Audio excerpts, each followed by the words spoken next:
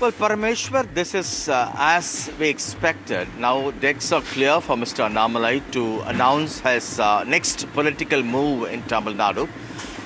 He has officially announced that at 12 noon he would speak, interact through social media, making clear his political future plans, which sources close to him say could be announcement in terms of launch of a public or people's movement to groom political leadership on the ground across Tamil Nadu. And then based on the response over the next 6 months, he could turn that into a political party. Trouble for Annamalai began last year after the BJP decided to revive ties with the AIADMK, and as part of the deal with the AIADMK leadership, particularly Mr. EPS, they removed Annamalai as the BJP's state chief and revived ties. Despite that, the alliance did not work. They drew a blank in they lost polls. And in fact, DMK's, the BJP's tally came down from 4 seats to 1 seat. It's in this context, Annamalai felt increasingly being sidelined, as in the run-up to the assembly elections, he felt there was no key assignments or responsibilities given to him, something the state BJP chief denied, saying that a special chopper was deployed for Annamalai to campaign in all the constituencies. Right. Now all eyes would be on what Annamalai would have to say. Annamalai, a former IPS officer, in fact gave up his career inspired by Prime Minister Modi, joined the BJP in 2020. Within a year, he was made the state party chief, and he overturned the BJP's perception in Tamil Nadu, being seen as a negligible party.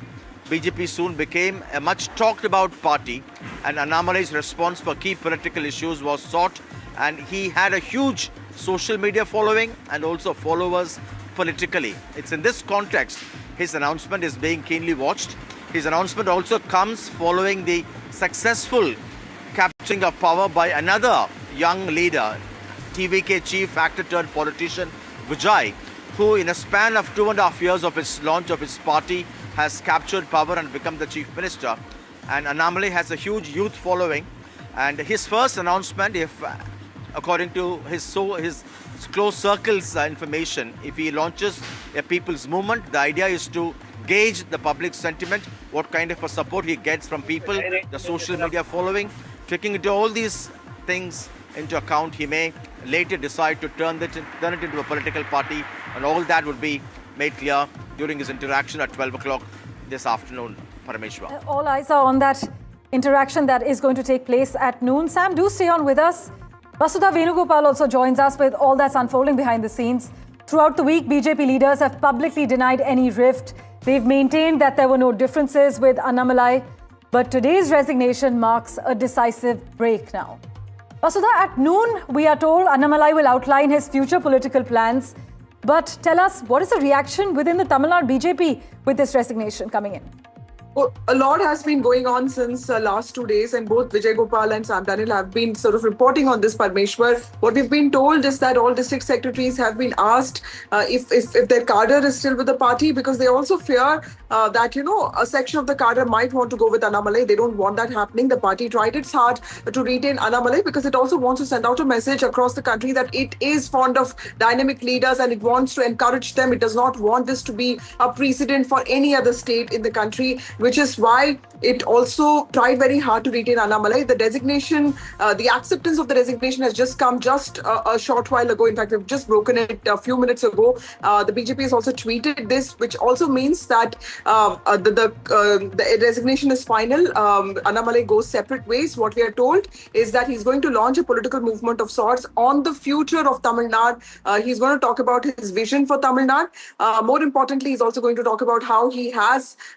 broken away with the BJP on cordial terms. Remember that he entered the BJP, like Sam said, inspired by Narendra Modi's nationalism, and that remains intact. But he is going separate ways because he has made it very clear that he has disagreements with the way the party functioned, the way he was not giving the kind of autonomy that he would have hoped for. His political project was to give a meaningful, respectable share to the BJP.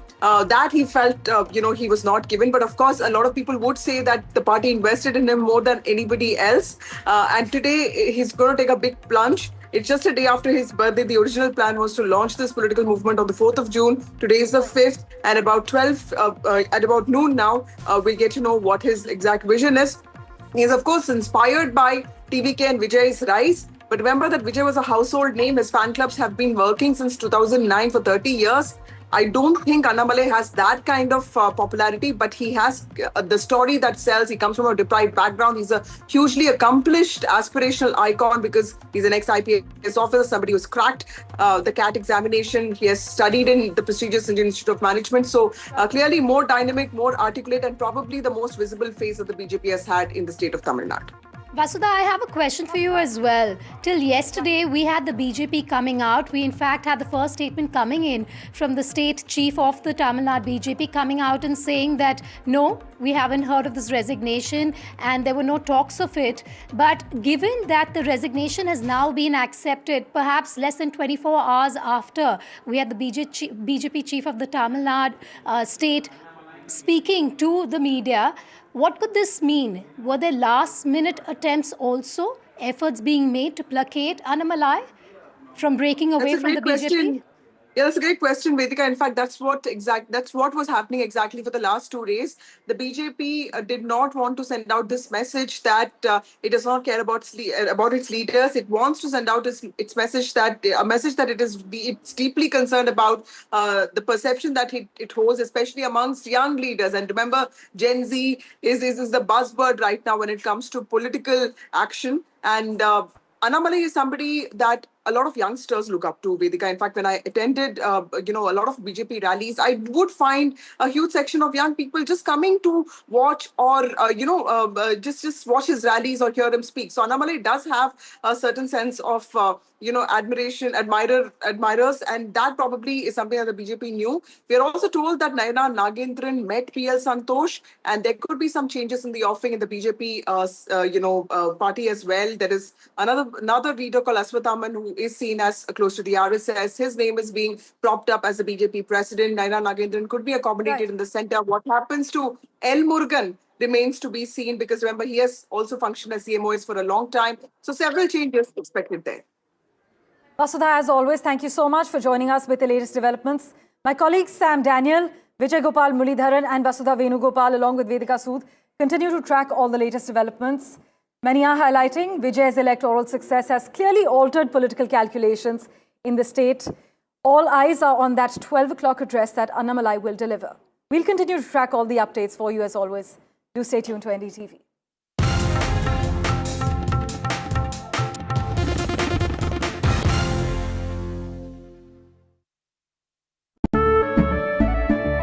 केसरिया से मन जोगी हुआ रे, दिल झूमे देखो मतवारा हुआ रे, केसरिया से मन जोगी हुआ। हर पल मनाओ केसरी त्योहार। विमल, बोलो जुबान केसरी। थोड़े में ज्यादा स्वाद, यही तो है इसकी खास बात। वाओ मामा, क्या स्वाद है। अरे मेरे राजा, राजा और मसाला। From the newsroom to the studio to the thick of political action. Now watching NDTV 24/7, the hope is that beyond this election, this will be one of the major issues. With multiple challenges in the fray, the TMC also has done a bit of rejigging. Remember, this is also a district that has been plagued by communal violence. Come to some of the sabhas that the BJP is also organizing, especially in the villages of West Bengal. When stories have impact, Padmaja Joshi, managing editor and primetime anchor. then news has influence. The buck stops here with Padmaja Joshi. Your work is being watched by people. You think that you're making an impact in this time. I think that's really a huge validation, very rewarding, and I'm pretty certain that Team NDTV will go from strength to strength.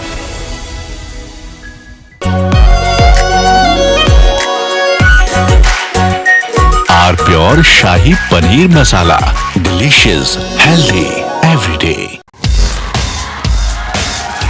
This is the show where we bring you all the hot and happenings from the world of entertainment and lifestyle. Really?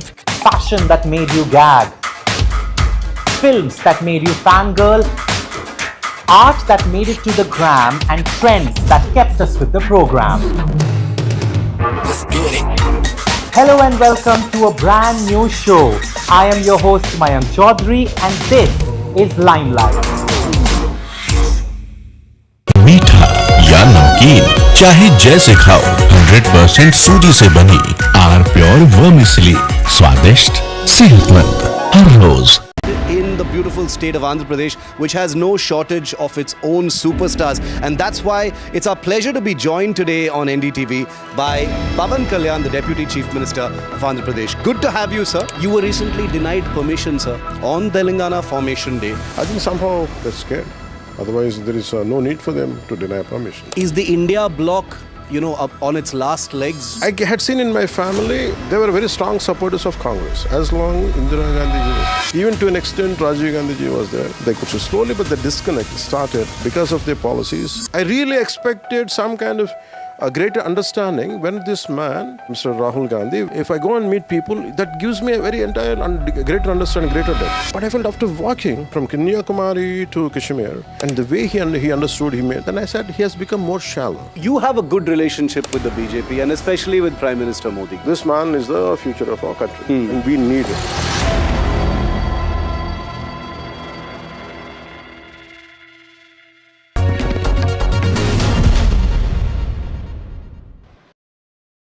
The winds of change and churn are blowing through India's southern states. You've just seen me in Tamil Nadu, where you've seen a superstar rising. I've just been to Karnataka, where there's been a generational shift in the Chief Minister's post. And now I've landed in the beautiful state of Andhra Pradesh, which has no shortage of its own superstars. And that's why it's our pleasure to be joined today on NDTV by Pavan Kalyan, the Deputy Chief Minister of Andhra Pradesh. Hi, good sir. to have you, sir. It's good to see you here. I know how busy you are with everything that's going on in your state.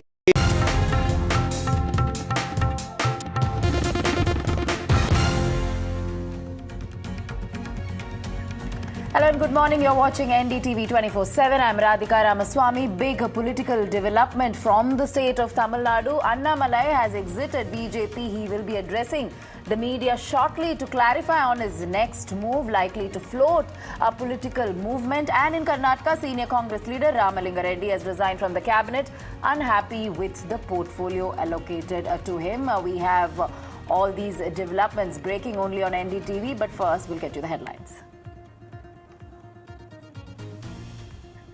Big NDTV Newsbreak confirmed the Annamalai BJP breakup is official 5 days before others got a whiff. NDTV broke the Tamil Nadu BJP quake first. Annamalai set to break his silence at noon today. All eyes on his next move. Big quake in DKS's Karnataka cabinet. Ramalinga Reddy quits minister post over portfolio row. Reddy was the major and medium irrigation minister in DKS's brand. Cabinet aspired and demanded Bengaluru portfolio.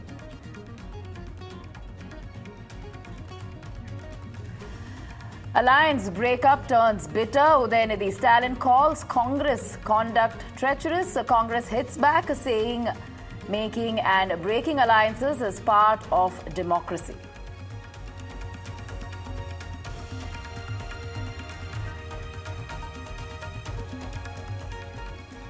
Janasena Chief Pavan Kalyan's explosive interview of NDTV triggers Telangana flashpoint. Kalyan says that Telangana is his karma bhumi, hits out at Rahul Gandhi and the Congress over appeasement politics. I really expected some kind of a greater understanding when this man, Mr. Rahul Gandhi, walked length and breadth of India, from Kanyakumari to Kashmir, and the way he understood, then I said he has become more shallow. It is like you cannot instigate society one against another. And Team India T20 shake-up is on the cards. Sources say Shreyas Iyer is set to replace Suryakumar Yadav as India's new T20 captain. Iyer is likely to lead India on the Ireland and England tour.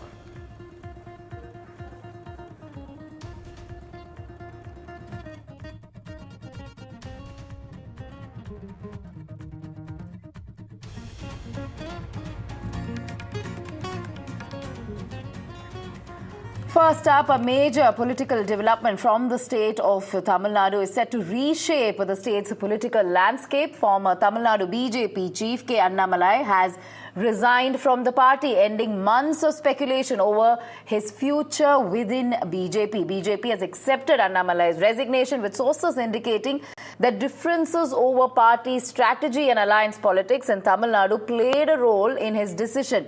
With the BJP losing one of its most recognizable leaders in the state, all eyes are now on Annamalai's next move. As per sources, he is likely to float his own political outfit or launch a people's movement aimed at engaging future leaders and expanding his political footprint in the state. There are indications that any new formation could contest upcoming by-polls in the state of Tamil Nadu. We have both Vasudha as well as Vijay joining us on this big political development.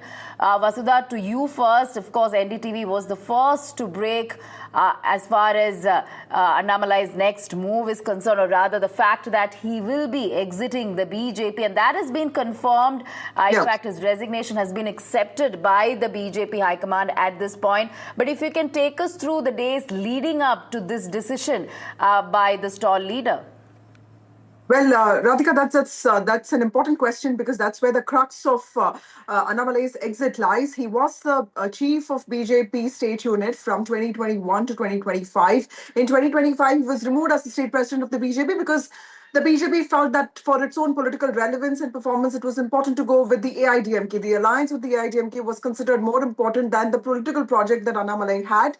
Annamalai was also in some ways larger than life for the BJP. Like you rightly pointed out, he has been the most visible, articulate face of the BJP in Tamil Nadu for a long time. This is a state that the BJP has always found very difficult to breach. And this is a man who made the BJP acceptable in a lot of ways. He also articulated the non-Dravidian, Hindutva sense of ideology in a very nice way. Most importantly, what we understand is that now his resignation has been accepted because he has disagreements. He has had disagreements with the way the party functioned. He felt that there was no vision for 2029. He felt that there was no plan for him. And with TVK's rise, he felt that being part of a national party was also stalling his own potential and growth. Today, he is expected to launch a political movement of sorts, a people's movement, in which he will also present his vision for Tamil Nadu.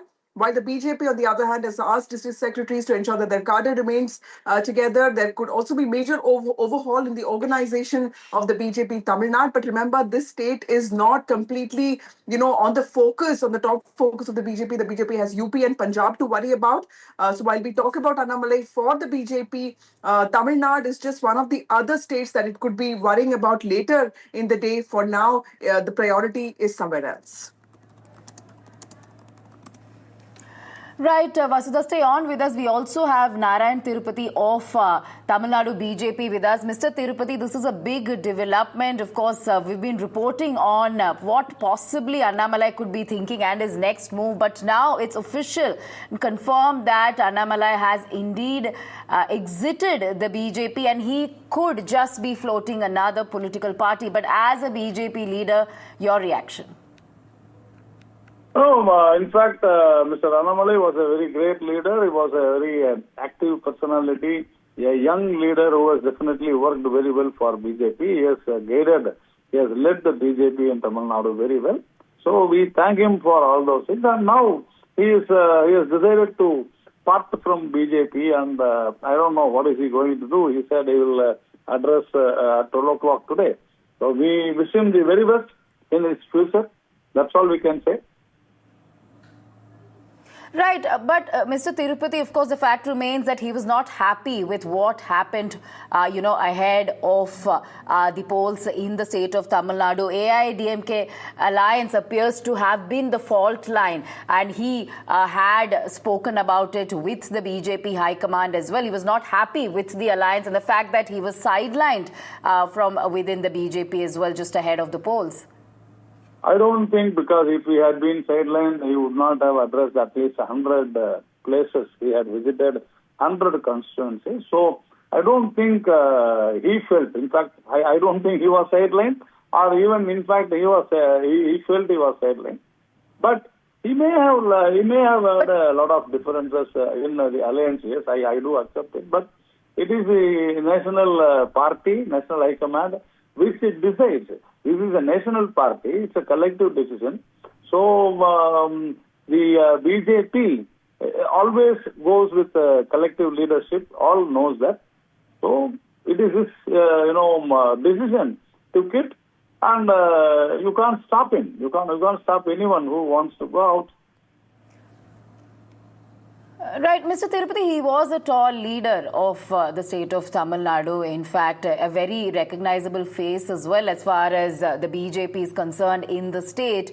But do you think this exit could really impact the long-term prospectus of BJP in the state? BJP is, as BJP, it is 46 years old. So, BJP is the world's largest party. We have a beautiful and the tallest leader, Mr. Narendra Modi. So, I don't think anybody's exit will halt any party's growth. Even if I go out, BJP will grow very well. We have to understand this. No individual can halt any organization's growth. That too, a party like, ideological party like BJP. But if somebody doesn't like, yes, they are free to go. It is a democratic country and BJP is a democratic party. So I think we wish Mr. Annamalai all the very best because he has definitely guided us. He has led us. I was vice president during his tenure as president. I felt very proud. He's a young leader. He has done a lot of things for Tamil Nadu BJP. No doubt at all. But in the long run, he will also grow. BJP will also grow. We all want to grow together. It is, after all, the political parties are for the society. When the society grows, political party grows.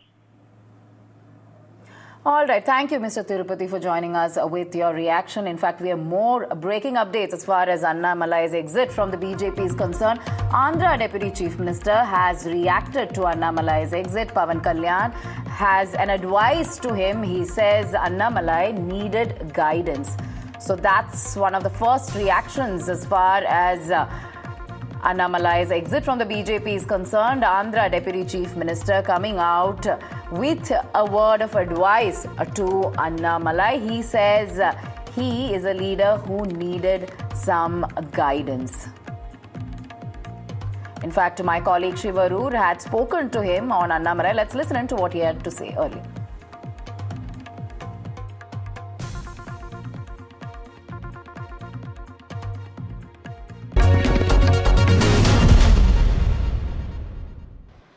I will ask you about, Mr. Annamalai. I saw you wish him. It's his birthday. While we're recording this, it's his birthday today.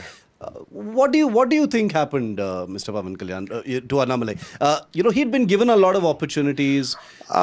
Young, popular face, someone who had some ideas, but he feels like he's tired. No. He is a dynamic leader. I really respect him. I really admire him in a way, the way he handles. And he has got a lot of ideological commitment and he has a very consistent approach. Yeah. I think somewhere I felt he needed little guidance. Sometimes at that level, when you are handling a party, sometimes you feel lonely. Sometimes you need a kind of, sharing your thoughts, mentoring is needed. And Tamil Nadu has a very unique dynamics, political dynamics. I felt after he lost in Coimbatore, I personally felt this was my thought because I was going through more or less just a few years before. When he went to, UK, I felt he should not have gone.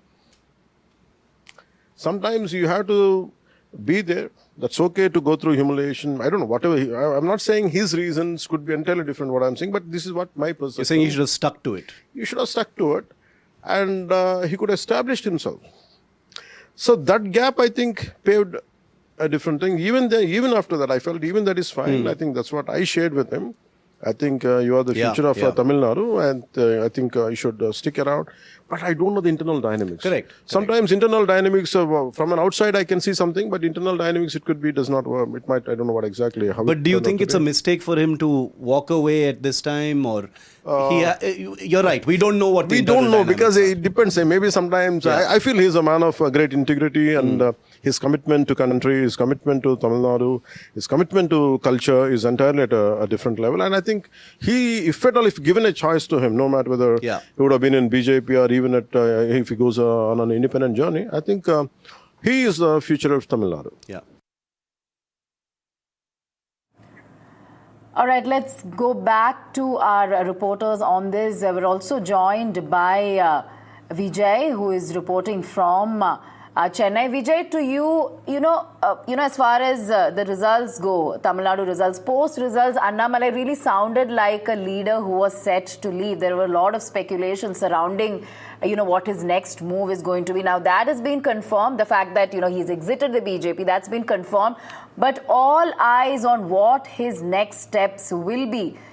Right, he is going to address a press conference shortly to clarify on that as well. So is he really going to, join a new political outfit, or perhaps start a political movement or an outfit?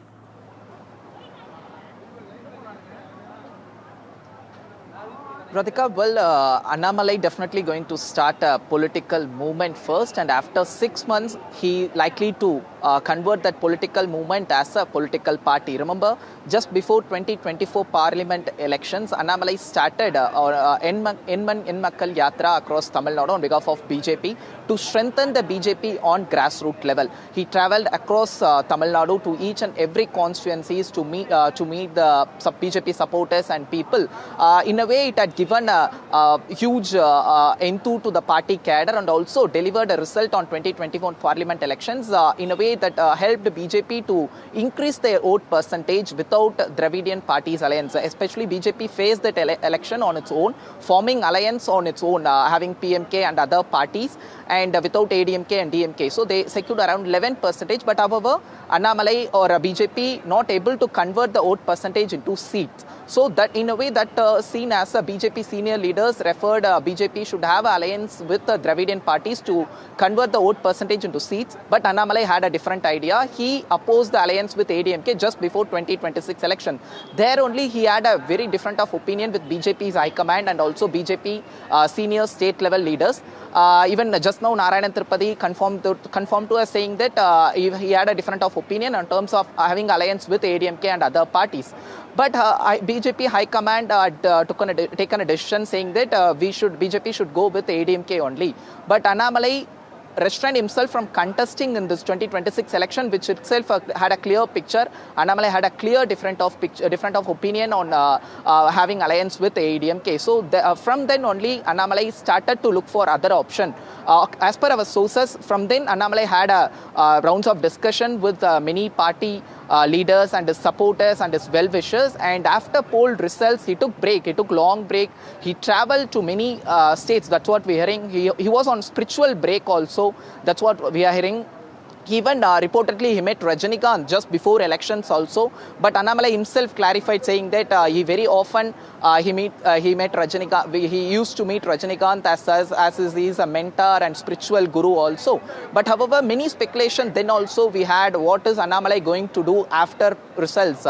So in BJP failed to perform in this election, 2026 election, they able to get only one seat. So which made Annamalai to look for other options for his future and also for Tamil Nadu people. So that's what we're hearing from his close source, where Annamalai likely to start a movement. Today 12 p.m. is going to make that announcement, Radhika, and also within 6 months he is likely to convert that also party. In between he is planning to travel across Tamil Nadu to strengthen that movement. All right. So Vijay, you're saying a political movement with Annamalai at the helm, and then perhaps he will float a party 6 months later. So that is what he may be announcing. Let me also go across to senior journalist Madhav Narayanan on this. Mr. Narayanan, how do you see this exit? Was this a surprise, you would say, to the BJP leadership, or was this something on expected lines? Because he was clearly unhappy post the results, even ahead of the polls. Let me say that I was the first one to stick my neck out more than a week ago, around saying that Annamalai is in a rebellion mood. Because if you know the RSS BJP culture, on everything they are being very formal and very guarded and very obedient to the high command or the party discipline.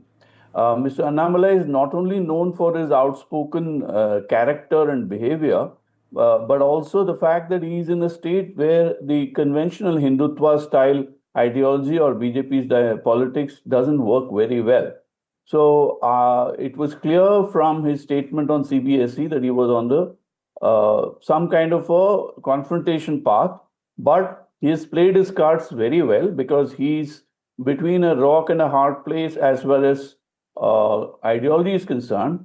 But as far as his personality is concerned, he's on a very strong wicket because he's outspoken, has got an IPS background, and also, belongs to a certain kind of a backward community of the Konguvelalas who are very significant in the western part of the state. So he's positioning himself. But where I want to point out everything is, I called him a constructive dissident. But if you look at what has happened in Maharashtra, where the NCP broke away from Congress, Sharad Pawar used to be in Congress and then later aligned with the Congress as a coalition ally, retaining his independence while having an ideological as well as social overlap with the Congress. Similarly, Shiv Sena under Eknath Shinde has followed a similar path. So what we have now is what we in economics or business call a business model. There needs to be a new political model under which you can align with somebody and be on good terms and yet retain your independence so that you will not be run over either in the name of party discipline or in the name of some kind of a tactical move on the chessboard, which Annamalai suffered from because of his rivalry with the person called Nainar Nagendran, who was named BJP president, much against his wishes, as some kind of a Johnny come lately and gate crashing into Annamalai's political party. But Mr. Narayan, So my question to you, I mean, I completely get your point, and I also know that you were one of the first people to actually, say that he is quitting for sure, because a lot of us believe that the BJP will be able to hold him back, because we've not seen many leaders openly defying the party leadership on such polite, cordial terms, meeting the Home Minister and saying that, I have disagreements. I want to leave your party, but at the same time, I want it on very cordial terms. Let me ask you the timing of this exit. Don't you think that it's a little intriguing because the new team of Nitin Nabin is going to be put in place? Annamalai could have been made an MP. He could have even been made a general secretary of the party. He is an IM grad. He's an IPS officer. He has a national career if he wanted to, but now he's starting something. Just after the state has just undergone this very intense election, is it just too early for him to start this? Is he just doing this because he felt that he lost an opportunity that TVK took? Yeah, in fact, Vasudha, I would not only disagree with you, but I will turn the whole thing logic upside down.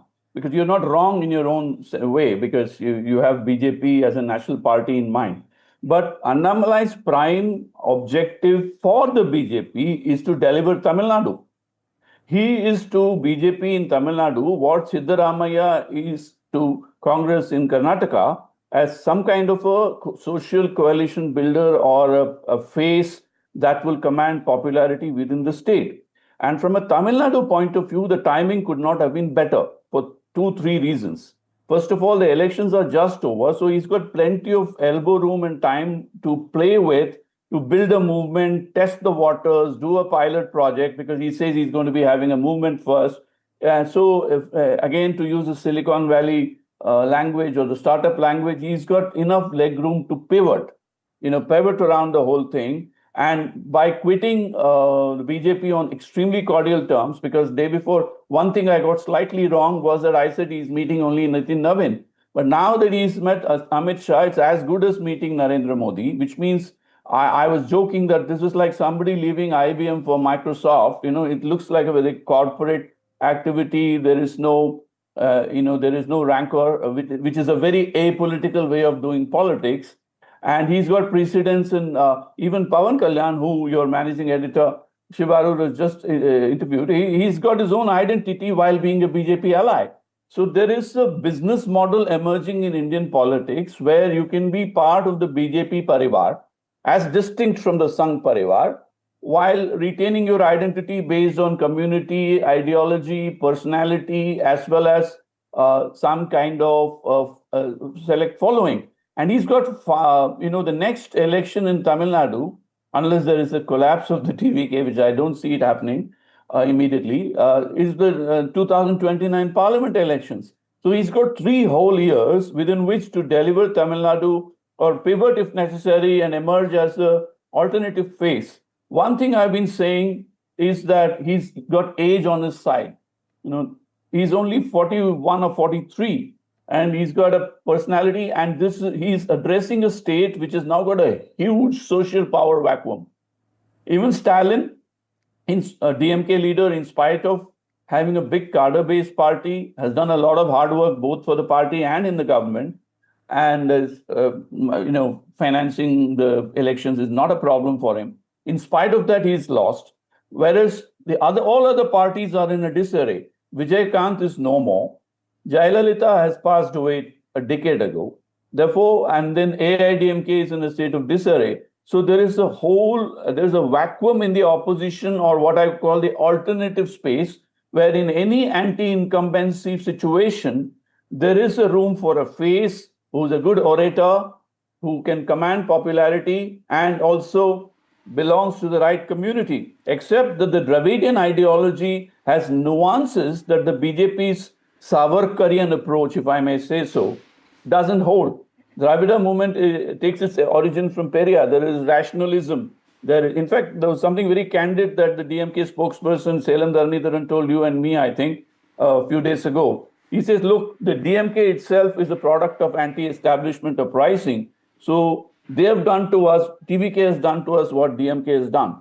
So there is a Gen Z plus anti-establishment rationalism that is part of Tamil Nadu's political culture for close to a century now, beginning with Justice Party. So it's an open season. I was mentioning it's like the decline of the Roman Empire, and there's a lot of scope for new kind of players to step in. And if there is one thing that Annamalai doesn't lack, that is confidence. He's an immensely confident person with a persona that kind of projects itself. He's outspoken, doesn't play defensive strokes at all. And in fact, he's put his foot in the mouth in which he criticized Jayalalitha even when her aura was around. So that is what actually cost him dearly, if you look back, what happened. So he's now put that behind, and hopefully for him and the BJP is looking towards a win-win situation. And he's got everything to gain and nothing to lose from here, because even if he wants to come back to the BJP, he can set his terms. If he can align with BJP, he commands and continues to command his following. In fact, a very interesting thing that emerged during a conversation with a Tamil journalist yesterday, a Tamil Nadu journalist, that he seems to have his own unit within the unit in BJP in every district. So he set up his own parallel organization the way Vijay set up his fan club. So there's a lot of groundwork and hidden currents. Much water has flown down the Kaveri or Vaigai, whichever river you want to say. And he's positioning himself. And today, let's face it, BJP in all states, particularly in the south, the state delivers to the national leadership.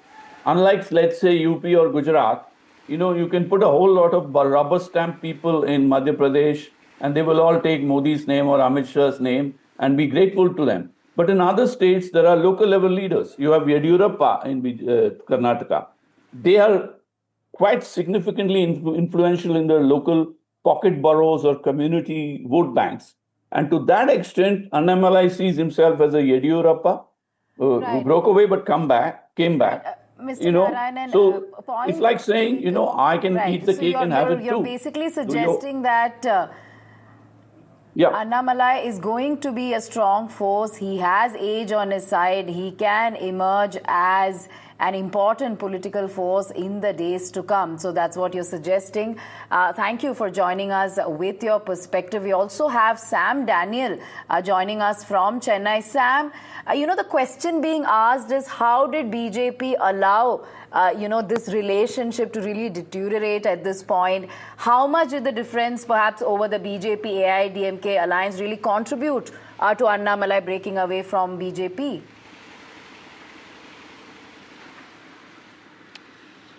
Well, BJP sources, Radhika, give two reasons. One, Annamalai, they say, oversold himself. He gave a perception that under his leadership, the BJP will be able to win elections in Tamil Nadu. And when that did not work, particularly after the 2024 assembly elections, Lok Sabha elections, then it became difficult for them to take his word. That's one thing. Secondly, at some point, some leaders say the party felt that Annamalai is perhaps preparing to project himself more, to build a force around himself, and that they believe now vindicates that kind of view within the party. But certainly it was Annamalai, they agree, that who had made the BJP a name to reckon with in Tamil Nadu. Unlike any other predecessors, any other state BJP chiefs in Tamil Nadu, Annamalai made BJP a talking point. Although they were negligible in terms of the vote share, the BJP's voice, his response, his views on various key issues for Tamil Nadu became important, and he became a strong voice against the ruling DMK over the last 5 years in that sense.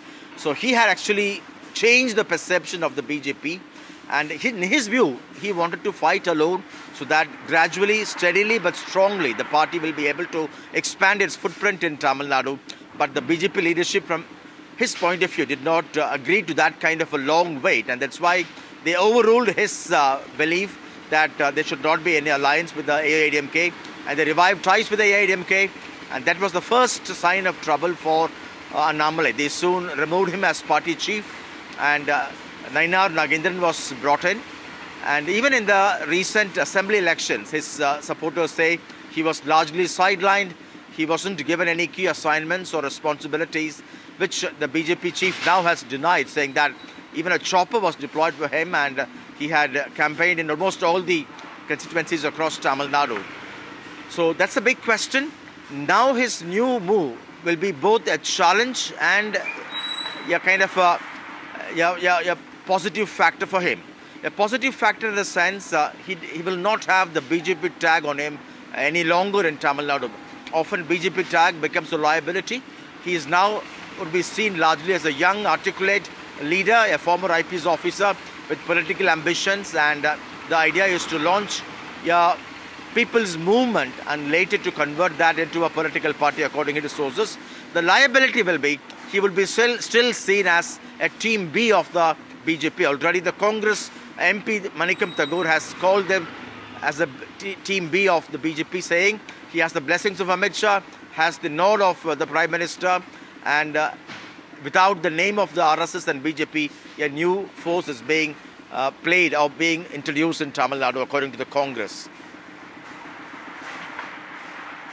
All right. Thank you, Sam, for getting us all of those details. We'll closely track this developing story with you. K. Annamalai's exit marks one of the most significant political realignments in Tamil Nadu in recent years. All eyes on what his next move will be. And for more on that, we're joined by Padmaja Joshi.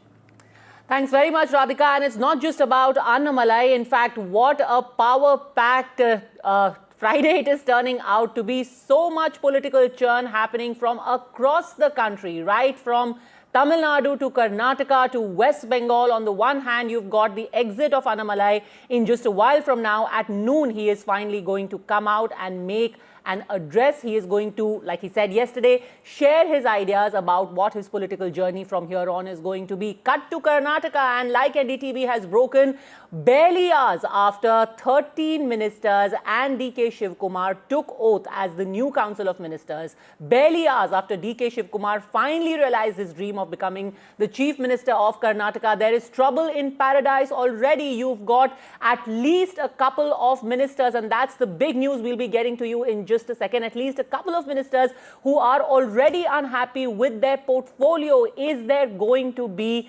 churning yet again in Karnataka? And then, of course, we have spoken at length about West Bengal, where the exits continue, and now a spate of high-profile arrests. And Team NDTV is going to take you through all of those developments. This promises to be an action-packed Friday. Vasudha Venugopal, Madhavan Narayana, and Sam Daniel all live with us.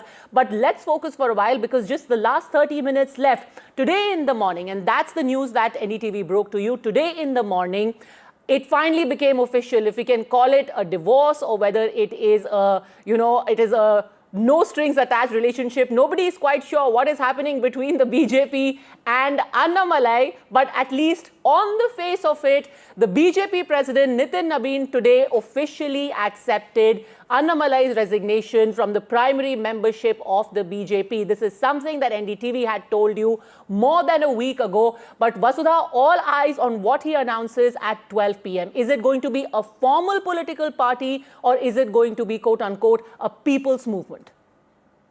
Well, Padmaja, what I understand is that he's going to be launching a political movement to present, his vision for Tamil Nadu. This is about the future of Tamil Nadu, is what I've been told. And all of us who've been covering Tamil Nadu, elections specifically, we were expecting Annamalai to leave the party, because every time I met him during the campaign as well, and I would ask him, what are you going to do after this? He would be like, you can see me, you can meet me in my hometown, in the Kongunadu with my cattle. And he was very clear that there was something that was brewing in his mind.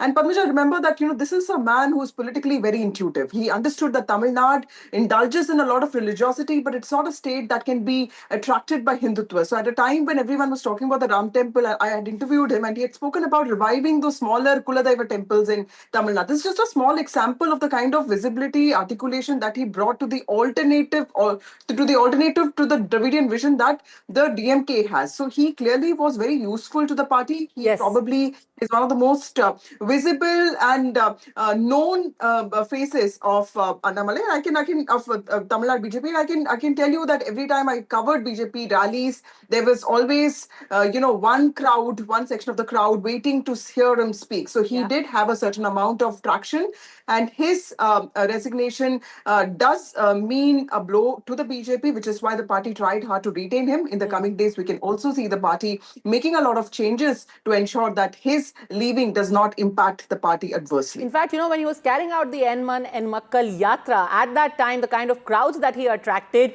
everyone talks about Tamil Nadu as a state which loves cults, the cult of the superstar. He has his own little cult, that Singham cult going on. So the image of that IPS officer, a no-nonsense man, a man who has got integrity, who's been in uniform. So that image has really carried with him into politics as well. I'm coming to you, Madhavan Narayan, because I want to focus specifically on some of the pictures we saw when Annamalai was in Delhi and met the top leadership of the BJP. But before that, Sam Daniel, what are you hearing? So Vasudha, very clear that he is going to have a formal political party. What are you hearing, Sam? Political party, what are its contours going to be? Any names doing the rounds yet? Well, Gauri, no political party immediately. His close circle tells it's going to be launch of a people's movement first, strengthening the We the Leaders movement already he has put in place, developing young leadership across Tamil Nadu, and this time to groom them in political leadership. Once the required strength is achieved, maybe in 4 to 6 months' time, then he would launch that into a political party. And the recent victory of Vijay has given them confidence, and they are quite confident that now without the BJP tag, Annamalai would be seen as, in that sense, as a young leader, a former IPS officer, a good orator, and that will give him that springboard to be emerging as a strong voice in Tamil Nadu. Annamalai has largely been batting for the coalition model of government in Tamil Nadu. Okay. And he is likely to perhaps work towards that in terms of also cobbling together a formidable formidable coalition of partners in that sense, so that whenever he launches a political party, he'll have the backing of that many political parties, small or big or medium, so that he would not be alone in that fight. Of course, he has a huge following, both online and offline, but he's still not a match for Chief Minister Vijay's popularity. Okay. But he's going to build on that. Today's online interaction will be a great test in that sense to see how many watch him live all through the half an hour, 1 hour of his interaction. Absolutely. And that could give him a that sense is of going to be interaction key from he can here expect on. now. The elephant in the room is going to be how Annamalai positions himself vis-a-vis Vijay. We have our own in-house Vijay as well, who's going to be joining us on this story. I have to take a very quick break at this point, but so much suspense, a lot of speculation, conspiracy theories. You've already got the Congress saying that RSS BJP's plan B is ready after several experiments between 2002 and 2026. A new political mask with Amit Shah's nod and Modi's blessings with no name of RSS and BJP. So already the Congress is seeing it as some kind of plan B of the BJP and RSS, who are going to be the power behind Annamalai. What does he have on his mind? You will know in less than 30 minutes from now. Don't go anywhere. We've got the big stories, the big breakings right here on NDTV. Back in a minute.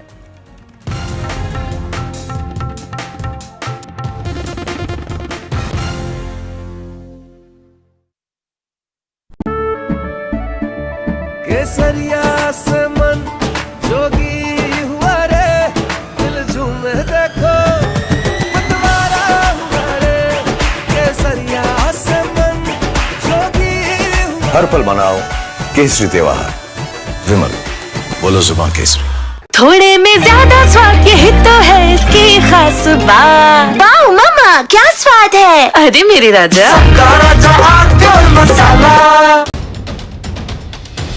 From the newsroom to the studio to the thick of political action. You're watching NDTV 24/7. The hope is that beyond this election, this will be one of the major issues. With multiple challengers in the fray, the TMC also has done a bit of rejigging. Remember, this is also a district that has been plagued by communal violence. Come to some of the sabhas that the BJP is also organizing, especially in the villages of West Bengal. When stories have impact, Padmaja Joshi, managing editor and primetime anchor. then news has influence. The buck stops here with Padmaja Joshi. Your work is being watched by people. You think that you're making an impact in this time. I think that's really a huge validation, very rewarding, and I'm pretty certain that Team NDTV will go from strength to strength.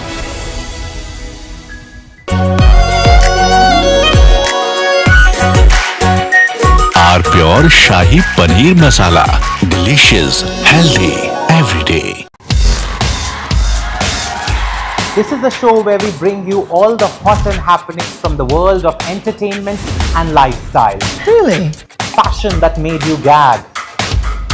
Films that made you fangirl. Art that made it to the gram, and trends that kept us with the program. Let's get it. Hello and welcome to a brand new show. I am your host Mayank Chaudhary and this is Limelight. मीठा या नमकीन, चाहे जैसे खाओ, 100% सूजी से बनी are pure vermicelli, स्वादिष्ट, सेहतमंद, हर रोज। In the beautiful state of Andhra Pradesh, which has no shortage of its own superstars. And that's why it's our pleasure to be joined today on NDTV by Pawan Kalyan, the Deputy Chief Minister of Andhra Pradesh. Good to have you, sir. You were recently denied permission, sir, on Telangana Formation Day. I think somehow they're scared. Otherwise, there is no need for them to deny permission. Is the India bloc, up on its last legs? I had seen in my family, they were very strong supporters of Congress. As long Indira Gandhi was, even to an extent Rajiv Gandhi was there, they could slowly, but the disconnect started because of their policies. I really expected some kind of a greater understanding when this man, Mr. Rahul Gandhi, if I go and meet people, that gives me a very greater understanding, greater depth. But I felt after walking from Kanyakumari to Kashmir, and the way he understood, then I said he has become more shallow. You have a good relationship with the BJP and especially with Prime Minister Modi. This man is the future of our country, and we need it.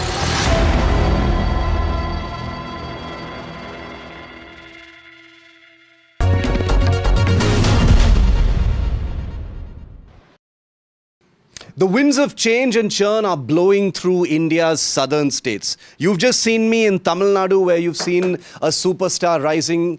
I've just been to Karnataka, where there's been a generational shift in the chief minister's post. And now I've landed in the beautiful state of Andhra Pradesh, which has no shortage of its own superstars. And that's why it's our pleasure to be joined today on NDTV by Pavan Kalyan, the Deputy Chief Minister of Andhra Pradesh. Good to have you, sir. It's good to see you here. I know how busy you are with everything that's going on in your state, in your neighboring state. I'm going to start with the headlines that Pavan Kalyan has just been making now. And it happens to be in Telangana, where you were recently denied permission, sir, on Telangana Formation Day to hold a big public meeting. Why did that happen? Why did they stop that? I don't know. It's my constitutional right. It's a simple meeting with the 2,000 sadhaks of my party who are active party cadre, and it's an indoor. I don't know. I think somehow they're scared. Otherwise, there is no need for them to deny permission. But what is there to be scared? You live there. People are saying you're not a son of the soil. Only sons of the soil can, look at creating a political footprint there. Then that means Congress should not step into the south. Or anyone, if that is the argument, this country won't function.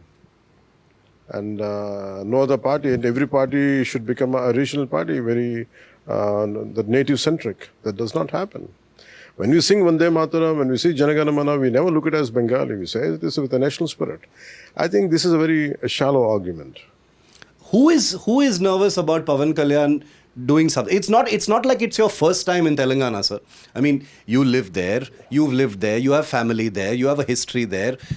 You've contested elections there before as well. But why are people nervous now? What is different now?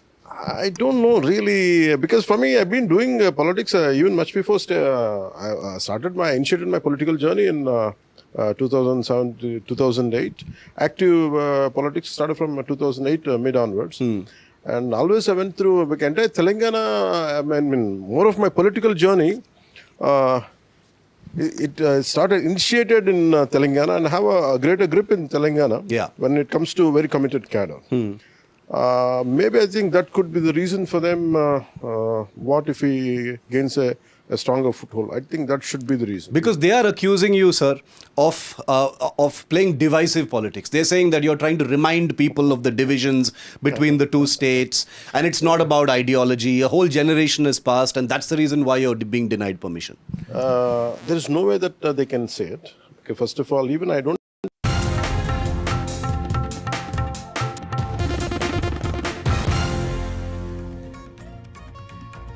Welcome back, and like we said, it's a day of hectic political activity, not just in Tamil Nadu but in Karnataka as well. Late yesterday night, the allocation of portfolios took place for all the ministers, and already the disgruntlement has come out in public. First, NDTV broke to you today morning how Ramalinga Reddy is unhappy with the irrigation portfolio that has been given to him. He said that personally he was told by the Chief Minister D.K. Shivkumar that he will be given Bengaluru development portfolio, and yet he is going to resign as minister. He's going to continue as MLA. But the big story now is that yet another minister has now spoken up with his unhappiness. K.H. Muniappa, speaking exclusively to NDTV, has said that he is unhappy with his portfolio. After Ramalinga Reddy's resignation, now it seems there is even more trouble brewing for the Congress.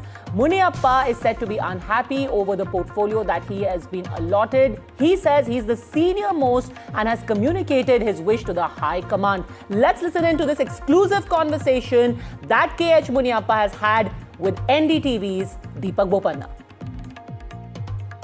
Sir नमस्कार sir, दीपक बोल रहा हूँ NDTV से। Sir आपका एक statement चाहिए था। आप मुझे इन्फॉर्मेशन आ रहा है कि आप खुश नहीं हैं आपके पोर्टफोलियो से, दूसरा कुछ पोर्टफोलियो चाह रहे थे, कुछ बता सकते हैं सर इसके बारे में? मैं रिक्वेस्ट किया एआईसीसी प्रेसिडेंट वो हमारा राहुल जी हमारा नेता इसको मैं कन्वे किया। ओके। मैं कैबिनेट में मैं सीनियर मोस्ट है, इनको क्या प्रोटोकॉल से क्या क्या नहीं होगा इसके बारे में मैं रिक्वेस्ट किया। ओके। और ठीक करने के लिए। ओके सर, एक ही प्रश्न पूछना था कि आप खुश हैं ये पोर्टफोलियो से जो दिया गया है या नहीं है sir? Are you happy with this portfolio? अभी बोल दिया ना आपको। We wanted to just get clarity, sir. अच्छा You know, you've taken over as the chief minister. Just a small word, so we're partnering with the Hindu as you're here at the events. Hello. Yes. You give my number to me.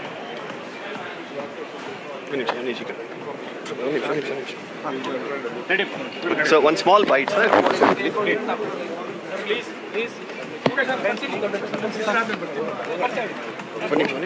Please, sir. Our ಬೇಡ ಅಂದಿದ್ದಾರೆ. So we are partners with the event. Chikkada bite aste, sir. Sir, the new Chief Minister of Karnataka, Mr. D.K. Shivakumar, with us. Sir, tell us, you've spoken about your vision for Bengaluru. You're here at the summit as well. Tell us, as you go forward from here, how do you want to really reshape the city and the state, sir? Of course, this is a very important city, you all know. Yeah. You all look at Bangalore and... Oh, how are you? Lovely to see you, sir. Thank you. Fabulous. Thank you. Yeah, sir. So it is a great state to work. Yeah.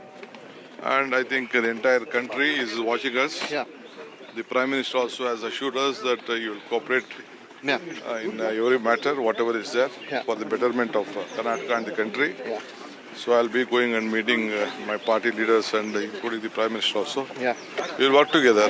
What will be your vision, sir, really for 2028? I will come back in detail with you. Thank you, sir. All right, so you heard the Chief Minister first on NDTV. It's just been hours since he has taken oath along with 13 other ministers, but already there is trouble brewing for the D.K. Shivakumar Sarkara, where at least 2 ministers have come out in the open with their disgruntlement. First, it was Ramalinga Reddy, while speaking to NDTV, said very clearly he is unhappy with the portfolio that he has been allotted. He does not want the irrigation ministry. He said that D.K. Shivakumar himself had promised him the Bengaluru development portfolio. So he's going to quit as minister. He's going to continue as MLA. And now K.H. Muniappa, one of the most senior congressmen and ministers, unhappy with the food and civil supplies that he has been given, and he spoke to Deepak Bopanna just a while ago. So you've got the big breaking news on NDTV.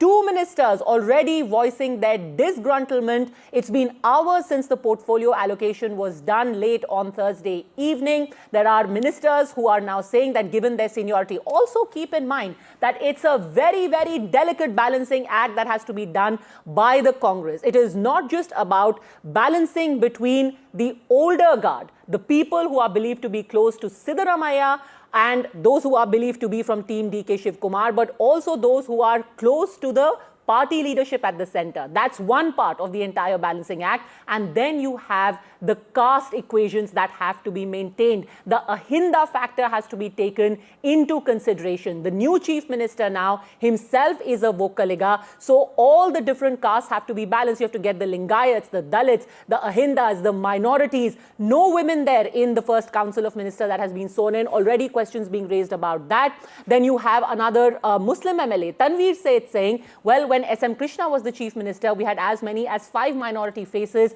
Now we have only 1 in the form of UT Khader. We were expecting at least 4 to 5 MLAs who are from the minority community to be made into ministers. Why has that not happened? So now the cracks are beginning to show. First, it was a senior Vocaliga face, Ramalinga Reddy, who spoke up and has already submitted his resignation. And now you have got a Dalit face in the form of K.H. Muniappa, who is voicing his resentment, not happy with the food and civil supplies portfolio that he has been given. I believe we have Deepak Bopanna now live with us, joining us from Bengaluru. Deepak, what happens next? Is Mr. Muniappa going to tender his resignation like Ramalinga Reddy? Well, it's not very clear whether a resignation is going to come by, but definitely it's more of a headache for Mr. DK Shivakumar, who just in fact spoke to NDTV. Didn't have too much time, was rushing towards the airport where Mr. Mallikarjun Kharge, the AICC president, is set to file his nomination today, and that's why we have Mr. Surjewala, Mr. Rahul Gandhi and several other Congress leaders who are going to be making their way here. So not the greatest of days for him to deal with this internal issue after allocation of portfolios. Merely a few hours later, you have a spillover effect. One minister who's resigned, now you have another minister who's openly said that he is not very happy with this current portfolio. I'm told 2 others also have expressed a little bit of discontent. So the drama is going to continue. It's not going to be a bed of roses. The combinations in terms of caste, in terms of pleasing, leaderships, in terms of also pleasing the leaders themselves. This is something that Mr. DK Shivakumar needs to do. These are the tests really for most of the chief ministers. But this sort of a rebellion after allocation of portfolio, resignation, this is not something that we see every day. And this is an extreme situation. We'll really have to see. He says he's his best friend, and they are in fact very good friends, Mr. Ramalinga Reddy and Mr. DK Shivakumar. Mr. Ramalinga Reddy, of course, wants Bengaluru because he believes that he right now does not have the bandwidth to probably deal with a ministry like water resources that needs him to move away from the city. He's always concentrated his politics in Bengaluru. He says twice over he feels like he's been betrayed because he says Mr. Siddaramaiah in the previous tenure, or rather just before this, said that he will be made Bangalore Development Minister. He was made Transport. He says Mr. Shivakumar came to him and said he will be made Bangalore Development. Now again not being given. Mr. Muniappa says he's one of the senior most leaders in the cabinet, and he thought he can do more if he was given a different portfolio for the people. So these sort of resentments that they're speaking about quite openly is something that is going to become a headache of sorts for the Congress party and Mr. DK Shivakumar now as he has taken over as the chief minister officially. Absolutely, and it's also that balance that has to be maintained between the different caste equations. The fact that you've here got a senior Vocaliga voice, and soon on the heels of that, you've got K.H. Muniappa, who comes from the Dalit community, also saying that I don't feel this is befitting my stature, the kind of ministry that I've been given. Well, yes, he feels that, he puts it in a way that, the work needs to be done for the people, and he can do better work through a different portfolio is the message that he's trying to send out. But it's clear that he's unhappy with the portfolio that has been given to him. So how are they really going to do, or rather deal with this? Mr. Muniappa probably will be much easier, but Mr. Ramalinga Reddy seems to be very disappointed, stern. He's a very veteran leader. More importantly, why I say this is crucial is because Mr. Ramalinga Reddy, of course, is going to be very essential if the Congress needs to stand a good chance in the upcoming GBA polls. There are 5 corporations here, unlike before where the BBMP was just one corporation, 198 wards where you're going to be contesting. Now it's a massive number of wards that you're going to be contesting, 5 different corporations. Mr. Ramalinga Reddy has a very strong hold, especially in certain regions of Bengaluru, and him stepping down. And if this sort of a disgruntlement continues, it's not going to be very good for the Congress party. And now if he's not going to be given the Bangalore development portfolio, which in all likelihood he may not, he's even though if they may convince him, it's still not going to augur too well for the Congress party in the days to come. Absolutely, and definitely whoever has to give it up, if I'm not mistaken, it's Krishna Bairegowda who has been given that portfolio. It's not as if he's going to be thrilled about having his ministry taken away. Naturally, the BJP is latching onto this opportunity. We've got reactions coming in thick and fast. Let's listen in to the initial reactions that we got to this big political quake in Karnataka. ಯಾರು ಇಂಥ ಇಲಾಖೆ ಬೇಕು ಅಂತ ನಾನು ಕೇಳಿರಲಿಲ್ಲ. ಅವರೇ ಕರೆದು ಕೊಡ್ತೀನಿ ಅಂತ ಹೇಳಿದರು. ಆಮೇಲೆ ನಾನು ಬೇಡ, ನನ್ನ ಮಂತ್ರಿಮಂಡಲದಲ್ಲಿ ಇರೋದಿಲ್ಲ ಅಂತ ನಾನು ಹೇಳಿದೆ. ಆಮೇಲೆ ನಮ್ಮ ಈಗಿನ ಮುಖ್ಯಮಂತ್ರಿಗಳು ಯಾರು ನಮ್ಮ ಶಿವಕುಮಾರ್ ಅವರು ಮತ್ತು ಅವರ ಸಹೋದರ ಡಿ ಕೆ ಸುರೇಶು ಇವರೆಲ್ಲ ನಮ್ಮ ಮನೆಗೆ ಬಂದು 2.5 ವರ್ಷ ಆದಮೇಲೆ ನಾನೇ ಚೀಫ್ ಮಿನಿಸ್ಟರ್ ಆಗ್ತೀನಿ, ಆಗ ನಿನಗೆ ಈ ಪೋರ್ಟ್ಫೋಲಿಯೋ ಬಿಟ್ಕೊಡ್ತೀನಪ್ಪ ಅಂತ ನಾವು ಸಾಯಂಕಾಲ 4 ಗಂಟೆವರೆಗೂ ಇದ್ದರು ನಮ್ಮ ಮನೇಲಿ, ಅಲ್ವೇನಪ್ಪ? ಸಂಜೆ 4 ಗಂಟೆವರೆಗೂ ನಮ್ಮ ಮನೇಲಿ ಇದ್ದರು. ನೀವು ಮಾಧ್ಯಮದವರೆಲ್ಲ ಇದ್ದೀರ ಅವತ್ತು. ಶಿವಕುಮಾರ್ ಅವ್ರನ್ನೂ ಕೂಡ ನಾನು ಮಂತ್ರಿ ಮಾಡ್ಕೊಳ್ಳಿ ಅಂತ ಕೇಳಲಿಲ್ಲ, ಅಥವಾ ಸಿದ್ದರಾಮಯ್ಯನವ್ರ ಹತ್ರ ಹೋಗಿ ನಾನು ಮಂತ್ರಿ ಮಂಡಲದಲ್ಲಿ ಸೇರಿಸಿ ಅಂತ ಹೇಳಲಿಲ್ಲ, ಅಥವಾ ಹೈಕಮಾಂಡ್ಗೆ ಹೋಗಿ ನನ್ನ ಮಂತ್ರಿ ಮಾಡಿ ಅಂತ ನಾನೇನು ಕೇಳಿರಲಿಲ್ಲ. ಮಾಡಿದ್ದಾರೆ, ಸಂತೋಷ. ಮತ್ತು ಅವತ್ತೇ ಶಿವಕುಮಾರ್ ಬೆಂಗಳೂರು ಪೋರ್ಟ್ಫೋಲಿಯೋ ನಿನಗೆ ಕೊಡ್ತೀನಪ್ಪ ಅಂತ ಹೇಳಿದರು. ಆಯಿತು ಅಂತ ಬಂದೆ. ನಾನು ಅದನ್ನು ಕೇಳಿರಲಿಲ್ಲ, ಅವರಿಗೆ ಅದನ್ನು ಕೇಳಲಿಲ್ಲ, ಅವರೇ ವಾಲಂಟಿಯರಾಗಿ ಹೇಳಿದರು. ಆಮೇಲೆ ನೋಡಿದ್ರೆ ಈಗ ಜಲಸಂಪನ್ಮೂಲ ಕೊಟ್ಟಿದ್ದಾರೆ. ನಾನು 2 ಬಾರಿ ಕೂಡ ಅವರೇ ಕರೆದು ಕೊಡ್ತೀವಿ ಅಂತೇಳಿ ಆಮೇಲೆ ಬೇರೆಯವ್ರಿಗೆ ಆಯಿತು. ಅದಕ್ಕೆ ನನಗೆ ಬೇಸರ ಆಗಿ ಈ ಆತ್ಮಸಾಕ್ಷಿ ವಿರುದ್ಧವಾಗಿ ಕೆಲಸ ಮಾಡೋಕ್ಕೆ ಆಗ್ತಿಲ್ಲ ಅಂತೇಳಿ ಇವತ್ತು ನಾನು ರಾಜೀನಾಮೆ ಕೊಡ್ತಾ ಇದ್ದೀನಿ. Already got Ramalinga Reddy, you have got KH Muniappa, you've got Tanveer Seth, and you've got voices within the Congress like Margaret Alva, senior veteran Congress leader, asking why there is no female representation. These minor cracks, or is this going to be a bigger problem for DK Shivakumar? Only 2 years left for elections in the state. This is not something that the new chief minister would want. We'll keep our focus on that story. Very quick break, and remember the countdown to that announcement from K. Annamalai. What is he going to do next is coming up in just 6 minutes. Don't go anywhere.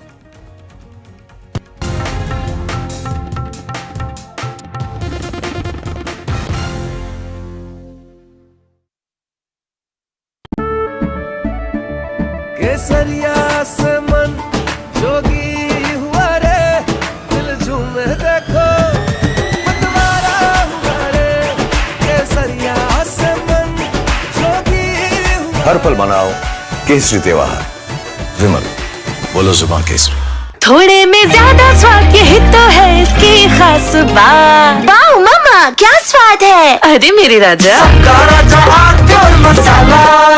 in the beautiful state of Andhra Pradesh, which has no shortage of its own superstars. And that's why it's our pleasure to be joined today on NDTV by Pavan Kalyan, the Deputy Chief Minister of Andhra Pradesh. Good to have you, sir. You were recently denied permission, sir, on Telangana Formation Day. I think somehow they're scared. Otherwise, there is no need for them to deny permission. Is the India bloc, up on its last legs? I had seen in my family, they were very strong supporters of Congress. As long Indira Gandhi, even to an extent Rajiv Gandhi was there, they could slowly, but the disconnect started because of their policies. I really expected some kind of a greater understanding when this man, Mr. Rahul Gandhi, if I go and meet people, that gives me a very entire greater understanding, greater depth. But I felt after walking from Kanyakumari to Kashmir, and the way he understood, then I said he has become more shallow. You have a good relationship with the BJP and especially with Prime Minister Modi. This man is the future of our country, and we need it.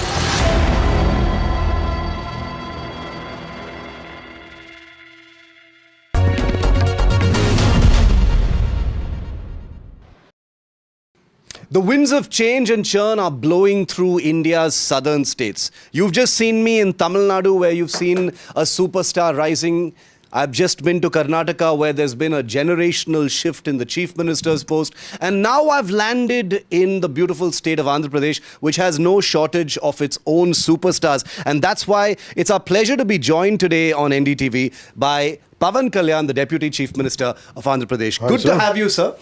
It's good to see you here. I know how busy you are with everything that's going on in your state, in your neighboring state. I'm going to start with the headlines that Pavan Kalyan has just been making now. And it happens to be in Telangana, where you were recently denied permission, sir, on Telangana Formation Day to hold a big public meeting. Why did that happen? Why did they stop that? I don't know. It's my constitutional right. It's a simple meeting with the 2,000 sadhaks of my party who are active party cadre, and it's an indoor. I don't know. I think somehow they're scared. Otherwise, there is no need for them to deny permission. But what is there to be scared? You live there. People are saying you're not a son of the soil. Only sons of the soil can, look at creating a political footprint there. Then that means Congress should not step into the south. Or anyone, if that is the argument, this country won't function. And no other party, and every party should become a regional party, very the native centric. That does not happen. When we sing Vande Mataram, when we see Janagana Mana, we never look at it as Bengali. We say this with a national spirit. I think this is a very shallow argument. Who is nervous about Pavan Kalyan doing something? It's not like it's your first time in Telangana, sir. I mean, you live there, you've lived there, you have family there, you have a history there, you've contested elections there before as well. Yeah. But why are people nervous now? What is different now? I don't know really, because for me, I've been doing politics even much before. I initiated my political journey in 2007 to 2008. Active politics started from 2008 mid onwards. And always I went through entire Telangana. I mean, more of my political journey, it initiated in Telangana and have a greater grip in Telangana when it comes to very committed cadre. Maybe I think that could be the reason for them. What if he gains a stronger foothold? I think that should be the reason. Because they are accusing you, sir, of playing divisive politics. They're saying that you're trying to remind people of the divisions between the two states, and it's not about ideology. A whole generation has passed, and that's the reason why you're being denied permission. There is no way that they can say it. Okay, first of all, I shifted my party office to AP completely. But I have very strong cadre. There's no second thought about it. And they've been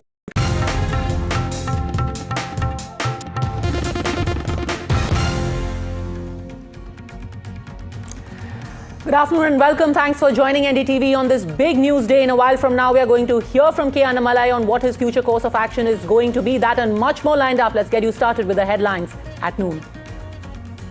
Big NDTV Newsbreak confirmed the Annamalai BJP breakup is official 5 days before others got a whiff. NDTV broke the Tamil Nadu BJP quake first.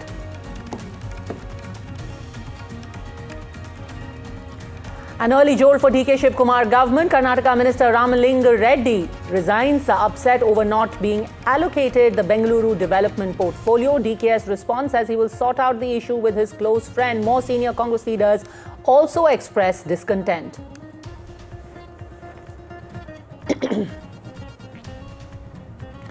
Tamil Nadu Chief Minister Joseph Vijay chairs his first cabinet meeting, marking an important step in the functioning of the newly formed administration.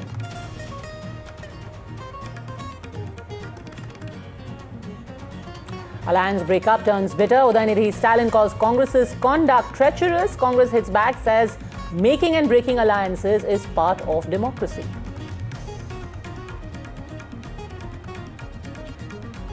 Janasena Chief Pawan Kalyan's explosive interview to NDTV triggers Telangana flashpoint. Pawan Kalyan says Telangana is his karma bhoomi, hits out at Rahul Gandhi and the Congress over appeasement politics.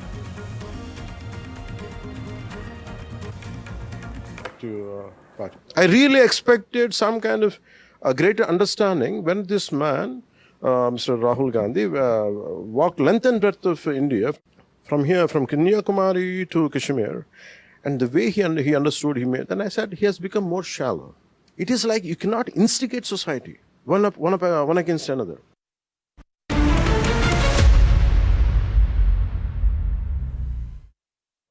All right, a major political development from Tamil Nadu is set to reshape the state's political landscape. Former Tamil Nadu BJP chief K. Annamalai has resigned from the party, ending months of speculation over his future within the BJP. In fact, the BJP has accepted Annamalai's resignation, with sources indicating that differences over the party's strategy and alliance politics in Tamil Nadu played a role in his decision. With the BJP losing one of its most recognizable leaders in the state, all eyes are now on Annamalai's next move. As per sources, he's likely to float his own political outfit or launch a people's movement aimed at engaging future leaders and expanding his political footprint in the state. There are indications that any new formation could contest upcoming by-polls in Tamil Nadu. In fact, NDTV's Vasudha Venugopal has accessed that letter of Annamalai, the resignation letter. All right, he's speaking now, announcing his future plans. Let's cut across straight to K. Annamalai.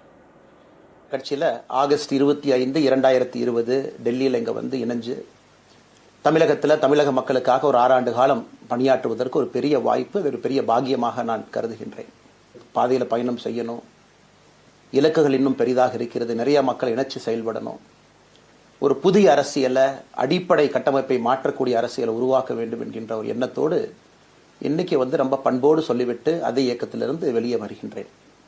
இது தமிழர் பண்புன்னு கூட வச்சுக்கலாம். வெளியே சென்றாலும் கூட மரியாதையோடு சொல்லிவிட்டு செல்வது நம்முடைய பண்பு என்பதுதான் எனக்கும் இலக்கணமாக இருந்திருக்கிறது. இன்றைய நம்முடைய ஒரு புதிய பாதை, ஒரு புதிய இயக்கம், ஒரு புதிய பொலிட்டிக்கல் மூமெண்ட், அடிப்படையிலிருந்து ஒரு புதிய பரிமாணத்தோடு பார்வையோடு பார்க்கக்கூடிய ஒரு விதத்தில் தான் நம்முடைய மூமெண்ட்டை நம்ம ஆரம்பிக்கணும். நீங்கள் எல்லோரும் சேர்ந்து இணைஞ்சு அதை ஆரம்பிக்கணும் அப்படிங்கிறது என்னுடைய பெரிய ஆசைங்க. அதற்கு முன்பு சில விஷயத்தை சொல்லணும். என்னுடைய அரசியல் பாதை என்பது ரொம்ப வளைஞ்சு நெளிஞ்சு இங்கே வந்து முன்னாடி நின்றுட்டு இருக்கேன். இது ஈஸி பாத் கிடையாது. ஒரு கிராமத்துல பிறந்து ஒரு சாதாரண குடும்பத்துல விவசாய குடும்பத்திலிருந்து வந்து வர்றதே நம்ம ஊர்ல அதே போல என்னுடைய பாதையும் கூட 2009 கேப்டன் விஜயகாந்த் அவர்களுடைய ஐஎம் லக்னோல படிக்கும் பொழுது ஒரு இன்டர்ன்ஷிப்பாக 3 மாத காலம் ஆரம்பித்து 10 ஆண்டு காலம் பாரதிய ஜனதா கட்சியில் ஆரம்பித்து 6 ஆண்டுகள் பாரதிய ஜனதா கட்சியில் இருந்து இன்னைக்கு தனித்துவமாக நம்முடைய இயக்கத்தை மக்கள் முன்னாடி வைக்கணும், உங்க முன்னாடி வைக்கிறேன். After being with the BJP for 6 years, today I'm launching something independent. அரசியல்னா என்னன்னே தெரியாம ஒரு புதிய அரசியலை தமிழகத்துல கொண்டு வர முடியுமான்னு யோசித்த தருணம். இன்னைக்கு வயது 42, கிட்டத்தட்ட 17 ஆண்டுகள். There was a time when I wondered whether without any background in politics will I be able to bring in a new political culture in Tamil Nadu. Now I'm 46. இதே டெல்லியில ஆகஸ்ட் 24 2020 பிஜேபி இணைய வரும் பொழுது super star Rajinikanth அவங்க எனக்கு phone பண்ணாங்க. எனக்கும் அவருக்கும் Rajinikanth phoned me when I joined the BJP in Delhi in 2020. அவருடைய அரசியல் பாதை எப்படி இருக்கணும் அப்படின்லாம் பேசியிருக்கேன். அப்ப திரு சூப்பர் ஸ்டார் அவர்கள் இங்க டெல்லியிலிருந்து திரும்ப வரணும், அவருடைய இயக்கத்தில் இணைய வேண்டும் என்ற வேண்டுகோளை ஆகஸ்ட் 24 ஒரு நாளைக்கு முன்னாடி பிஜேபியில சேரும் பொழுது வைத்த பொழுது 3 விஷயம் தான் என் கண் முன்னாடி இருந்துச்சுங்க. தமிழ்நாட்டுக்கு எது நல்லது, அது எந்த மாற்று கருத்தும் நல்லது. அவர் அரசியலுக்கு வராம இருக்கிறது தான் அவருக்கு நல்லது. கோவிட் காலகட்டத்துல அவருக்கு அதையே பார்த்துக்கணும். முதல்ல அவர் ஆரோக்கியமா சந்தோஷமா இருக்கு. அண்ணாமலைக்கு எது நல்லது, பாரதிய ஜனதா கட்சியில் இணைகின்றேன் என்கின்ற வாக்குறுதியை திரு சந்தோஷ் ஐயா கிட்ட கொடுத்தேன், ஒரு ப்ராமிஸ் கொடுத்தேன், தெளிவாக இருந்தேன். 3 கான்ஃபிளிக்ட் இங்க இருக்கும் பொழுது ஒரு நாள் இந்த கட்சியில் முழு கான்ஃபிளிக்ட். அன்னைக்கே ரஜினிகாந்த் ஐயா பேசி அந்த போன் காலுக்கு முதல் முறையாக மறுத்து, ஐயா மன்னிச்சுக்கங்க என்னால வர முடியாது என்று சொல்லி பாரதிய ஜனதா கட்சியில் அவரும் பெருந்தன்மையாக அரசியல் பாதையை அவரும் பெருந்தன்மையாக அடுத்து தீர்மானிச்சார். எதுக்கு இதை நான் சொல்றேன் அப்படின்னாங்க, சில யூகங்களுக்கு எல்லாம் வேண்டும் என்பதற்காக மட்டும்தான் இதை நான் சொல்றேங்க, வேற எந்த காரணமும் கிடையாது. இன்னைக்கும் சூப்பர் ஸ்டார் அவர்கள் மீது பெரும் மதிப்பு மரியாதையும் வைத்திருக்கக்கூடிய மனிதர். பாரதிய ஜனதா கட்சியை பொறுத்தவரை இந்த 6 ஆண்டு காலத்துல எப்பொழுதும் ஒரு விஷயத்தை விட்டு கொடுத்தது, தமிழ்நாட்டினுடைய அடையாளத்தை விட்டு கொடுக்க கிடையாது, மண்ணை விட்டு, நம்முடைய தண்ணீர் நீரை விட்டு கொடுத்தது கிடையாது. நிறைய பேர் என்கிட்ட கேட்பாங்க, குறிப்பா இந்த பகுதி இந்தியா, நீங்க தமிழனா இந்தியனா அப்படின்னு கேட்பாங்க. Are you a Tamil or are you an Indian? Are you a Tamilian or are you an Indian? தமிழ்நாட்டில் என்னுடைய அப்பாவோ அம்மாவோ, என்னோட அம்மா தமிழ்நாட்டை தாண்டி வெளியே வந்ததே கிடையாதுங்க, தமிழ்நாட்டில் மட்டும்தான் இருந்திருக்கிறாங்க. My parents, my mom in particular hasn't ஒரு முறை stepped out of Tamil Nadu. அங்கேயே ஆண்டு காலமாக இருந்து விவசாயம் செய்யக்கூடிய குடும்பம். எனக்கு முதல் வாய்ப்பு they are into agriculture. They gave me the first opportunity. பிறகு டெல்லியில் இருப்பதற்கு, ஹைதராபாத்ல 2 ஆண்டு காலம் ட்ரைனிங்ல இருப்பதற்கு, அதன் பிறகு கர்நாடகால in Delhi, then in Hyderabad for a training. பணி செய்வதற்கு. இந்தியா முழுவதுமே கிட்டத்தட்ட அந்த 10-15 ஆண்டுகள் சுற்றி விட்டேன்.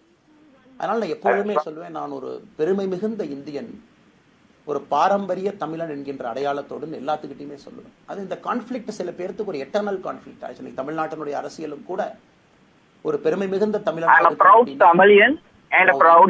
சொல்ல வேண்டிய அவசியம் இல்லை அப்படின்னு நிறைய கட்சிகள் அங்க இருக்கிறாங்க. நான் எப்பொழுதுமே தொடர்ந்து சொல்லிக் கொண்டிருப்பது, இந்தியன் என்கின்ற அடையாளத்தோடு ஒரு பெருமை மிகுந்த தமிழனாகத்தான் எல்லா இடத்துலயும் இருக்கிறேன். I've been continuously saying I will be with the Indian identity and a proud Tamilian identity. தமிழ்நாட்டினுடைய வளர்ச்சியை நாம் எல்லோரும் கொண்டு போகணும்.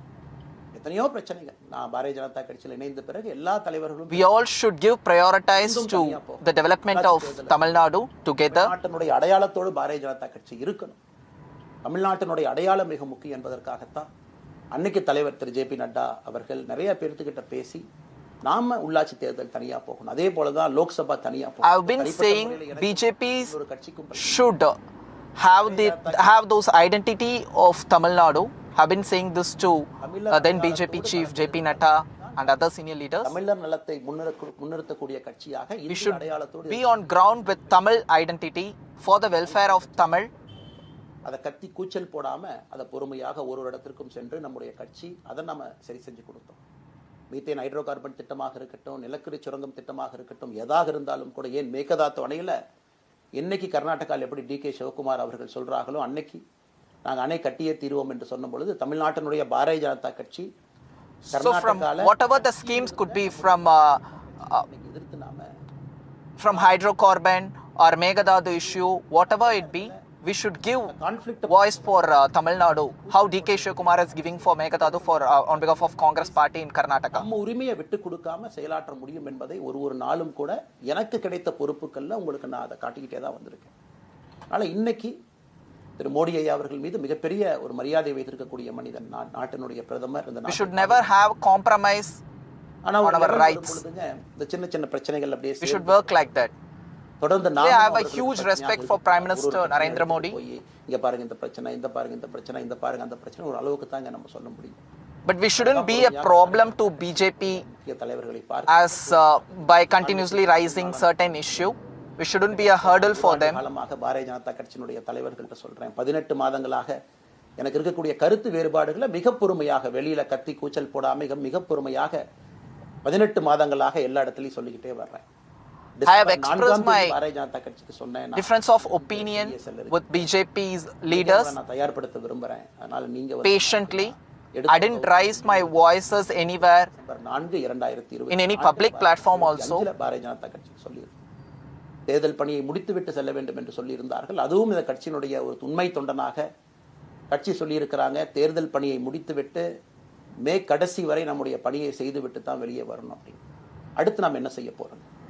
அடுத்து நாம் இதெல்லாம் பேசிட்டோம், பழச பேசிட்டோங்க, இருந்ததை பேசிட்டோம். அடுத்து ஆனந்தமாக அன்போடு Tamil party asked me to concentrate on election duty, so I did my election duty for the party till the result day. அடுத்து நடக்கக்கூடிய தமிழக next what we are going to do, நம்முடைய கட்சி போட்டியிடும், அதில் எந்த மாற்று கருத்தும் இல்லை. அதற்கு நாம தயார் பண்ணணும். நிறைய லீடர்ஸ் our party நிறைய கேடர்ஸ் வாலண்டியர்ஸ் தயார் பண்ணணும், உத்வேகத்தோடு தயார் பண்ணணும். அவங்களுக்கு அந்த ஸ்கில் செட்டை நம்ம உருவாக்கி கொடுக்கணும். in upcoming general election நாம் ஒரு இயக்கமாக ஆரம்பித்து நிறைய மனிதர்களை உள்ளே கொண்டு வந்து அவர்களுக்கு சில இடத்துல அரசியலை சொல்லிக் கொடுத்து எல்லா தரப்பட்ட மனிதர்களையும் உள்ளே கொண்டு வந்து, ஏன்னா பாரதிய ஜனதா கட்சியினுடைய தலைவராக பொறுப்பேற்ற பிறகு நான் முதல்ல போய் let's start a movement, let's make them to இன்னைக்கு மண் சார்ந்த அரசியலை முன்னெடுக்கணும். நல்ல மனிதர் aware of politics, எல்லா மனிதர்களையும் உள்ளடக்கிய அரசியலை நாம் முன்னிறுத்தணும். let's bring new people into politics, new good human beings into politics. America போறோம், யூரோப் போறாங்க, போய் நமக்கே எவ்வளவு பெருமையா இருக்கு. ஒரு மிகப்பெரிய நிறுவனம் நிவிடியா எடுத்துக்கங்க, மைக்ரான் எடுத்துக்கங்க, சாம்சங் எடுத்துக்கங்க, இன்டெல் எடுத்துக்கங்க, அங்க இருக்கக்கூடிய இன்ஸ்டாகிராம், ஃபேஸ்புக், கூகுள், ஆல்பபெட் பார்க்கும் பொழுது வைஸ் பிரசிடென்ட் பார்த்தீங்கன்னா ஒரு தமிழன் அங்கே உட்கார்ந்துருக்கிறான். இந்தியன் என்கின்ற அடையாளத்தோடு அங்கே ஒரு தமிழன் அமர்ந்திருக்கின்றான். என்னுடைய கனவு உங்கள் பல பேர்த்த போல everywhere across world, from Google, Microsoft, a Tamilian is there with a Indian identity. ஆரம்பிக்கக்கூடிய கட்சியும் அதற்கு உறுதுணையா இருக்கணும். அத்தனை டேலண்ட்டை ரிஃபைன் பண்ணி நம்ம கொண்டு வரோம். தமிழ்நாட்டினுடைய வளர்ச்சிக்கு எல்லோரையும் நம்ம பயன்படுத்தணும். இதுல எங்கேயுமே கூட நான் பெரிது நீ பெரிது என்று இருப்பதை விட ஒரு வளர்ந்த பாரதம், இந்தியா உலகத்துல மிக முக்கியமான இடத்துல அந்த பாரதம் வந்து அமரும் பொழுது முதன்மை மாநிலமாக தமிழகத்தை கொண்டு வந்து நிறுத்த வேண்டிய பொறுப்பு நமக்கு இருக்கு. அதற்கு நம்முடைய பொலிட்டிக்கல் கிராமர், பொலிட்டிக்கல் லாங்குவேஜ் எல்லாமே நம்ம மாற்றணும். நம்ம பேசக்கூடிய விஷயம். அடுத்து இன்னொன்று கேட்குறாங்க, நான் கமெண்ட் வர அப்படியே நான் பேச ஆரம்பிக்கிறேன். தமிழ்நாட்டில் இன்னைக்கு ஒரு அரசியல், we have to change many things. எந்த மாற்று கருத்தும் இல்லை. காரணம் ஒரு கடைக்கு many are asking whether today Tamil Nadu needs another political party. கடை ஏறி இறங்கி எங்க அம்மா அதெல்லாம் பார்த்து, விலையை பார்த்து, தரத்தை பார்த்து, பொருளை பார்த்து அத்தனை முறை வாங்கித்தான் பார்ப்பேன். ஏன்னா அது நம்ம உடம்பு. But it is necessary. ஆனா அரசியல் கட்சி இன்னைக்கு எத்தனையோ கட்சிகள் இருந்தாலும் reason if we go for any shop to buy rice, we will go to different shop, இயக்கம் கட்சியாக மாறி we will check, we will cross verify. தரத்தை பிரித்து பார்ப்பாங்க. தலைவர்கள் எப்படிப்பட்டவர்கள்? நாம எல்லாருமே காமன் மேன் பொலிட்டிஷியன்ஸ். பக்கத்து வீட்டு So when we start a political party, people will நாம் யாரும் அப்படிப்பட்ட segregate and will see how the leaders are functioning, how the leaders are working. கலாச்சாரமும் பண்பாடும் இல்லை. அதெல்லாம் கூட நம்முடைய அரசியல்ல முதல் நாள்ல இருந்து கல்ட் பாலிடிக்ஸ்ல இருந்து நம்ம வெளியே வரணும். அரசியல் மாற்றம்னு சொல்றாங்க, ஆனா அதே கல்ட் பாலிடிக்ஸ். நாம அதுல இருக்க போறது இல்ல. கல்ட் பாலிடிக்ஸ்ல இருந்து வெளியே. அண்ணாமலை என்ன பிறந்த நாளா 10 பேர் கொண்டாடணுமா? We have to overcome from cult politics. பிறந்த நாள் என்பது உங்கள் பிறந்த நாளை போல ஒரு நாள். நான் அரசியல் வருவதை என் பிறந்த நாளை எப்பவுமே கொண்டாடுனது. Many are speaking about political change, but same cult politics are continuing. நேத்து நாம எதுவுமே பேசலங்க, இன்னைக்கு நாம பேசுறோம். இந்த கல்ட் பாலிடிக்ஸ்ல இருந்து வெளியே வரணும். ஒரு காமன் மேன் பாலிடிக்ஸை முன்னிறுத்தணும். சமரசமிதா இல்லாத கொள்கை இருக்கக்கூடிய இயக்கமாக அது கட்சியாக. We need to stress for common man politics without any sort of compromise in terms of ideology. கண்டிப்பா முடியாது. முதலமைச்சர் இருக்கக்கூடிய 35 கேபினட் அமைச்சர்கள் மாற்ற முடியுமான்னு கேட்டா கண்டிப்பா முடியாது. 234 சட்டமன்ற உறுப்பினர்கள் மாற்ற முடியுமான்னு கேட்டால் முடியாது. 39 பாராளுமன்ற உறுப்பினர்கள் மாற்ற முடியுமான்னு கேட்டீங்கன்னா முடியாதுங்க. அவர்களோடு உள்ளாட்சி பிரதிநிதிகளாக இருக்கக்கூடிய கிட்டத்தட்ட 30,000க்கும் மேற்பட்ட பிரதிநிதிகள், பஞ்சாயத்து தலைவரிலிருந்து ஆரம்பித்து கவுன்சிலரிலிருந்து ஒரு கார்பரேஷன் கவுன்சிலரிலிருந்து மேயரிலிருந்து, நம்முடைய நோக்கம் எல்லா இடத்துலையும் கிளீன் பாலிடிக்ஸ் கொண்டு வரணும், எல்லா இடத்துலையும் கிளீன் கவர்னன்ஸ் கொண்டு வரணும், எல்லா இடத்துலையும் ஹானஸ்ட், எஃபிஷியன்ட், கேபபிள், வேலையை செய்து முடிக்கக்கூடிய திறன் படைத்த தலைவர்கள் அங்கே கொண்டு வந்து வைக்கணும். அதே நேரத்தில் பாலிடிக்ஸ் என்பது we have to bring efficient, honest leaders, officials everywhere, every department. நாம் ஒரு வித்தியாசமான கட்சினா எல்லோருக்கும் வாய்ப்பு கொடுக்கணும். 140 கோடி மக்கள் வசிக்கக்கூடிய அந்த நாட்டில் தமிழகத்தில் when this movement turns into a political movement, எல்லோரையும் அரசியலுக்கு வாய்ப்பு கொடுக்கணும். we will work for the welfare of Tamil Nadu. எல்லோருக்கும் அது பொருந்தும், எனக்கும் அது உட்பட. The permanent leaders, permanent MLAs, permanent ministers, permanent MPs, அதை நம்ம உடைக்க போறோம். அது எந்த மாற்று கருத்தும் இல்லை. அது என்னை ஆரம்பித்து முதல் மனித we are going to break permanent MLA, permanent minister, permanent leader. ஒரு காமன் மேன் என்னை ஆரம்பித்து எல்லோருக்கும் இது பொருந்தும். இதை நாம இந்த இயக்கம் கட்சியாக மாறுகின்ற முதல் நாள்ல நம்ம சொல்ல போறோம். No chair is permanent for anybody. அதில் நம்ம ரொம்ப தெளிவாக இருக்கின்றோம். புதியவர்கள் வரணும், வந்துகிட்டே இருக்கணும். It should flow like a water. New ideas வரணும், அந்த ஸ்ட்ரீம் போய்கிட்டே இருக்கணும். நம்மை தாண்டி இந்த இயக்கம் நிற்கணும். This movement should stand be no chair is permanent for anybody. Purpose and pursuit of excellence. Newcomers should come into politics. அதனால தான் ரொம்ப யோசிச்சு நாம கொண்டு வந்திருக்கோம். www.vtheleader.org அப்படிங்கிற அமைப்பு ஏற்கனவே 2020ல நாங்கள் எல்லாம் சேர்ந்து ஆரம்பித்த அமைப்பு.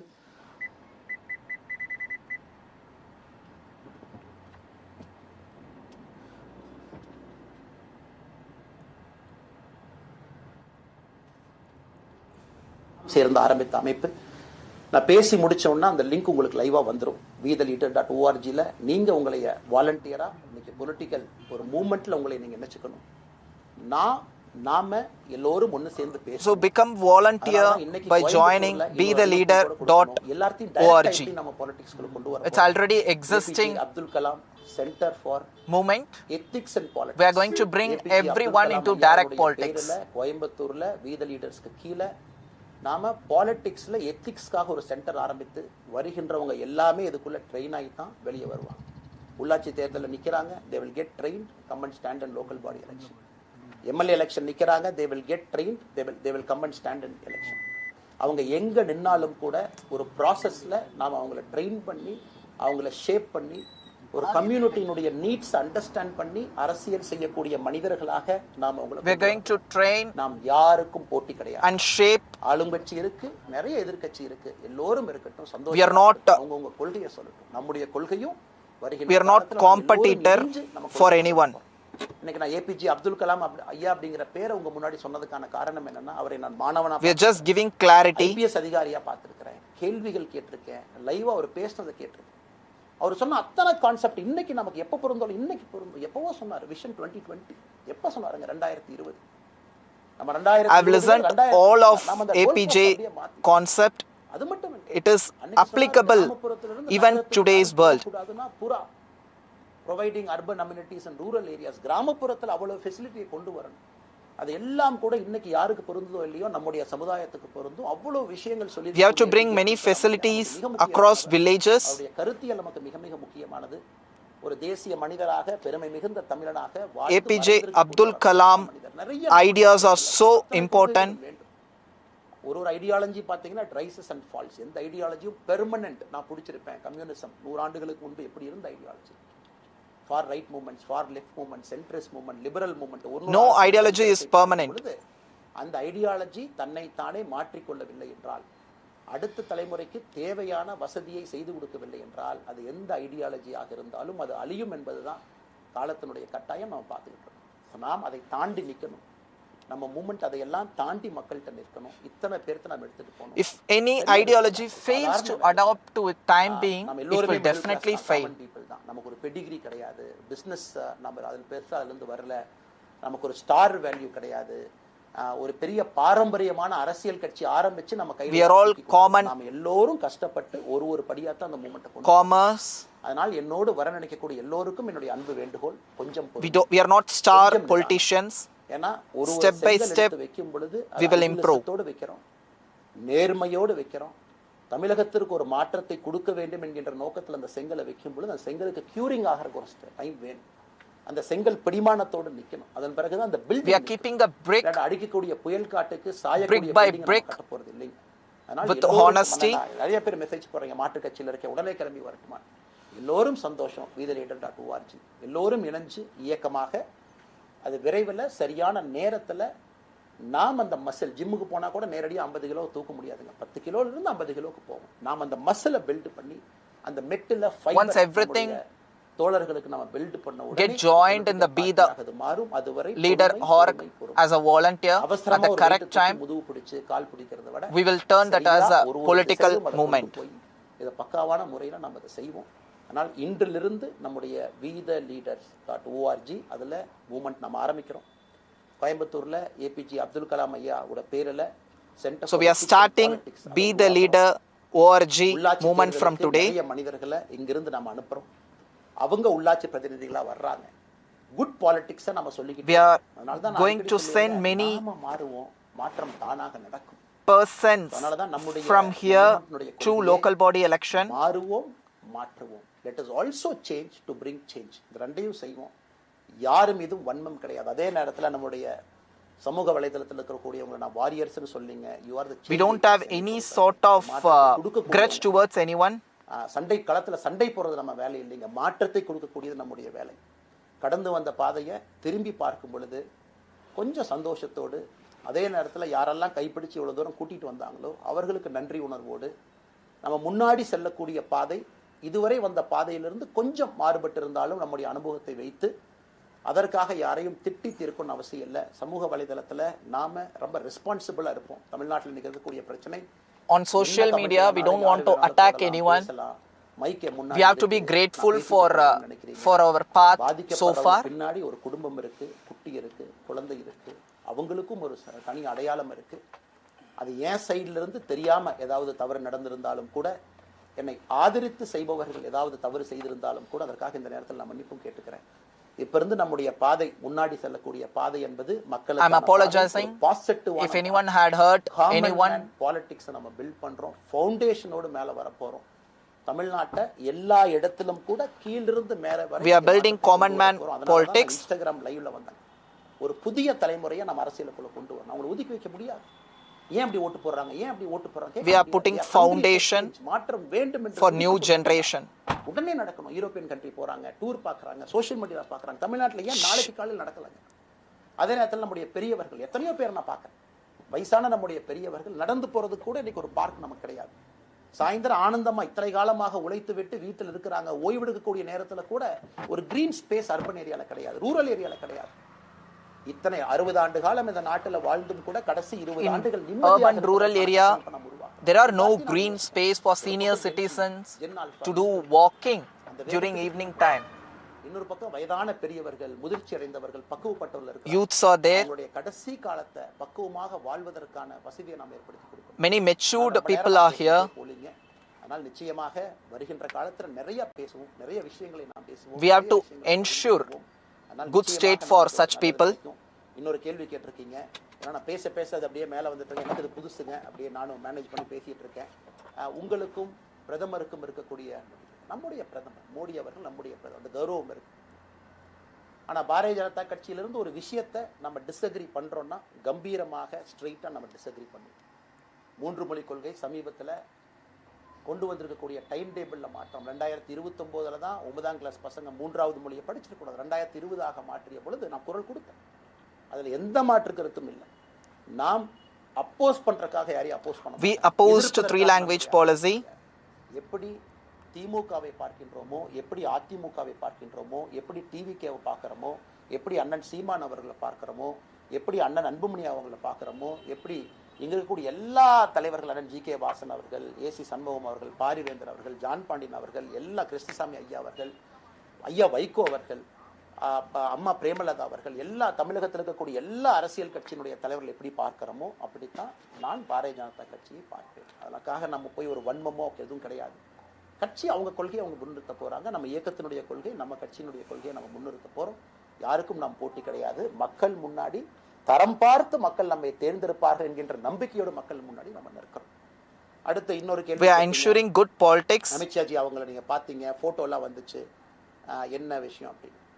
அமித்ஷாஜிட்டையும் அமித்ஷா அவர்கள்ட்டையும் ரொம்ப பொறுமையா போய் பண்ண நான் போகணும். அதே நேரத்தில் நான் யாரிடமும் சண்டை போட்டு விட்டு தமிழகத்தில் உட்கார்ந்து ஐ எம் ரிசைனிங் ஃப்ரம் பார்ட்டின்னு அனுப்புகிற ஆள் நான் கிடையாது. எனக்கு அது பழக்கமும் கிடையாது. நேராக உங்கள் கண்ணை பார்த்து சொல்லிட்டு சில தவறுகள் இருந்தாலும் அதையும் சொல்லிவிட்டு போகக்கூடியதான் என் பண்பு. அதை நாகரீகமாக செய்ய முடியும் என்று நினைக்கின்றேன் என்று சொல்லிவிட்டு தான் வெளியே வந்தேன். அப்படி தான் ஒரு தலைவர்கிட்டையும் பண்ணேன். அதை நாம் எப்பொழுதுமே பண்ணுவோம். நாகரிகமான அரசியலை முன்னெடுப்போம்.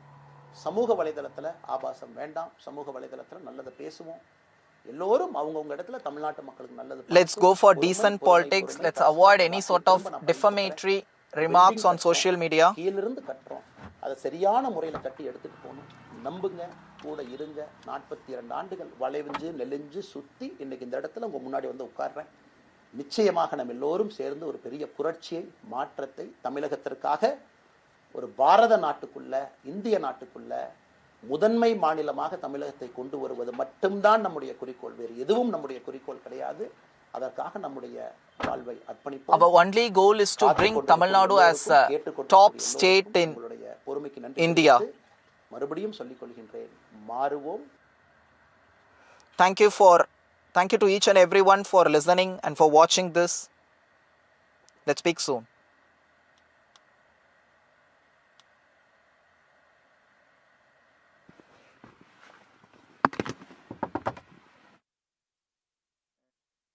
நிச்சயமாக நம்ம எல்லோரும் சேர்ந்து ஒரு பெரிய புரட்சியை, மாற்றத்தை தமிழகத்திற்காக, ஒரு பாரத நாட்டுக்குள்ள. Right, We the Leader ORG, that's the new movement, the new website that has been launched by K. Annamalai. Very, very interesting signals being given over there. A clear message to the DMK as well as the current Chief Minister Vijay, where he said there is no place for cult or dynasty anymore. We have Madhavan Narayanan with us as well as NDTV's Vasudha Venugopal. But the letter itself that he has sent is very revealing. Quite cordial, no harsh words for the BJP, a new people's movement, We the Leader ORG. And that website that I've just opened, Vasudha also talks about the movement belongs to the people. Let's step up, take action, be the change, join here as a volunteer to become a leader. And as we speak, Vasudha, I can see already 28,000 people have joined in. 28,214 active members already. Vasudha. That's right, Padmaja. In fact, I was speaking to BJP sources in Tamil Nadu, and their biggest worry is that there could be a good number of people who would want to leave the party to join Annamalai's, political movement of sorts. And he's made it very clear that there's going to be an end in sight. He's going to fight elections, but he's going to prepare volunteers. He's going to prepare workers. He's also taken a dig at the TVK, saying that there's no use of asking why do people in Tamil Nadu vote this way. There is a need to basically study political parties, train political workers. He said that even if you buy a toothpaste or, rice from an essential store, you basically, take a lot of care. So why do you not do the same thing when you vote for parties? And he feels that there is a necessity to avoid this conflict between a national identity and a Tamil identity. He says that his parents have never left the state of Tamil Nadu, but he was he was the first one in the family to go to Lucknow and study. He says that he has a national perspective. He wants tech. He talked about Meta, NVIDIA, and all those, tech-related stuff. He said he wants more technocrats to come in. What he has emphasized is that he has already told the party leadership on the 5th of December 2025 that he wants to quit the party. He feels that his disagreements with the party have not been solved. He says that I don't want to go to Narendra Modi with every small issue of mine because some issues are not going to be resolved at this point of time. After quitting the party, the BJP will just be like any other party for him. He's going to build, he's going to do capacity building. He's going to build a network of workers. And that I think Padmaja is also, he wants to build something like the fan clubs that Vijay already has, because Vijay is a household name and Vijay has been working on ground for 30 years with this fan club, which is the Vijay Makkal Iyakkam. I think Annamalai just wants to do that. And I'm going to ask you point blank, Vasudha, because a lot of people will today be wondering if this is going to be a completely different party, he has truly broken away, or as some in the Congress are suggesting, this is going to be a BJP adjacent. How do you read his body language and his utterances about the BJP, saying, look, I had 18 months ago conveyed that I have disagreements. I told them in December 2025 that I want to leave the party, and yet it also says something that he says when they asked me to continue and finish with the elections, he continued. He campaigned. Absolutely. And he campaigned not just in Tamil Nadu, he went there for the BMC elections to Mumbai as well. That's right, Padma. In fact, that's a great observation. In fact, 6 years ago when he joined the party, he did talk about this, and this this is something that all of us know, that he had an option. He had he had two choices. He could join the BJP or he could join Rajnikant's party. Today he talked about how he chose the BJP over joining Rajnikant's party, and then he immediately went and apologized to the superstar, saying that I'm sorry, I wanted to go with the BJP and all that. But he also said that he holds him in a lot of respect. I'm told that Rajnikant will also be involved in his party at some level, so that is going to be for the later. Today, the kind of people that he talked about, from APJ Abdul Kalam to Rajnikant, these are not Dravidian icons, and these are not completely BJP icons, but they would also be acceptable to the larger Sangh Parivar. I think Annamalai right now wants to keep his options open. He wants to basically have, he's confident that he'll be able to create a momentum, maybe not like Vijay clearly, but he'll be able to create a momentum amongst educated youth, especially after some months and some years of the TVK governance that he feels could be a little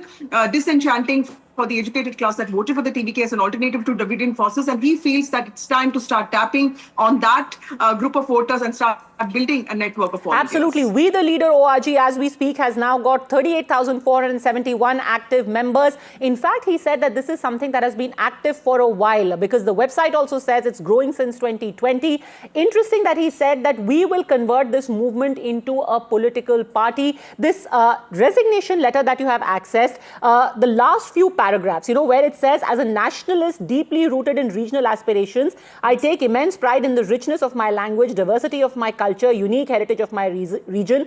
I firmly believe that a strong and united India is built upon strength, dignity and aspirations of its many regions and communities. I thank the senior leadership of BJP for your unwavering support for the causes and concerns I have consistently brought to their attention from time to time. He's again also spoken about conversations he's had with the top leadership and disagreements over the past 18 months. The thing is that he's very clearly taking pot shots at the DMK, where he's talking about dynasty. He's talking about how no one is permanent, no ideology is permanent, but a rather conciliatory language used. He's using the word disagreement, the fact that you could have just said, I did not want, and he's also mentioned that I wanted the BJP, Vasudha, to contest this election alone, but no harsh words, thanking the BJP leadership, saying that I've had disagreements, and then brings in nationalism along with regional identity. Pretty much the language of the BJP. Regional identity important, pride important, but nationalism front and center. Absolutely. But, when you listen to his speech, he's made it very clear that he talks about, raising concerns against tungsten mining, or for that matter, even the Mekadatu project. He, in his speech, he spoke about how he took on the BJP government in Karnataka over the Mekadatu issue also. Because I'm sorry to interrupt you, but the first reaction coming in from the BJP, Vasudha, I believe Narayanan Tirupati is with Vijay. Take it away, Vijay. Yeah, we have BJP senior leader Narayanan Tirupati with us, sir. Finally, Annamalai has resigned from the party, and also he has officially announced he is going to start a new political party to bring a massive change in Tamil Nadu. So how BJP look? I wish Mr. Annamalai all success for his new endeavor, and he has spoken very well, and it is a good start for him. But as far as BJP is concerned, we feel really sad that a good leader like Annamalai has left us. But that is not going to stop BJP, from growing in Tamil Nadu, growing in India. We have topmost leaders throughout India. So absolutely, we wish Mr. Annamalai the very best. So any worry for Tamil Nadu BJP state units, sir? Because, the rise of Vijay has already shifted that youth voters towards Vijay's party. Now Annamalai rise. Do you think more young voters will shift from BJP towards Annamalai's party? Not at all, because this is an organization where ideological organization from 1980. The BJP's age is 46. So any individual's exit or any individual's new way of doing politics not going to affect BJP, a party which is the world's largest party. The organization is supreme. So absolutely, BJP, it is a continuous process. So we keep growing. Very simple. How BJP going to handle the situation, sir? Because on social media we are seeing many are going to tender their resignation and going to join BJP, Annamalai's party. So how BJP going to handle this crisis-like situation? No, see, when people, some people may leave, but many people may join. It's politics all the.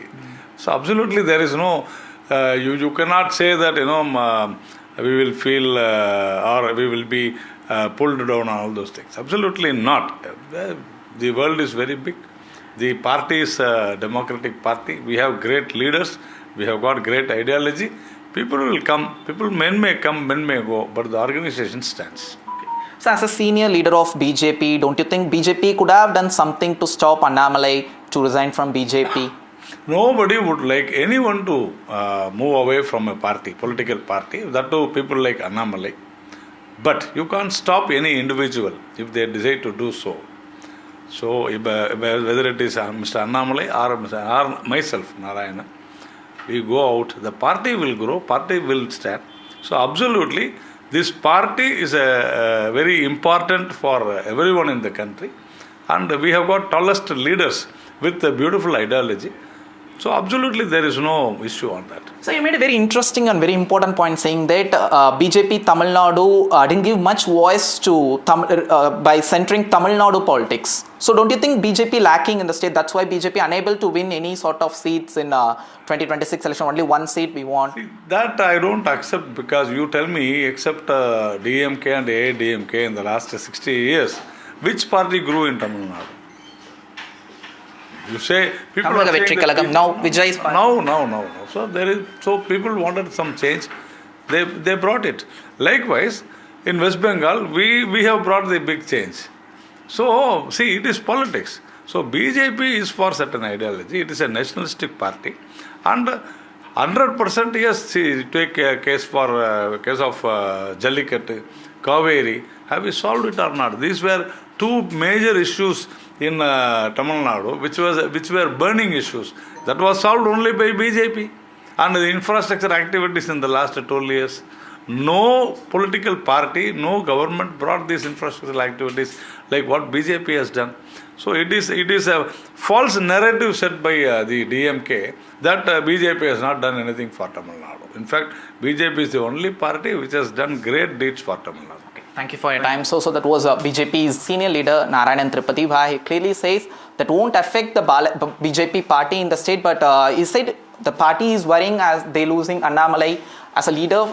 But however, they are staying confident, saying that BJP is known for its ideology. They stay firm in Tamil Nadu. All right, what does this mean for the next few months in Tamil Nadu? We are continuing with this. Vijay, you have a very, very popular name now in Tamil Nadu. Stay with us.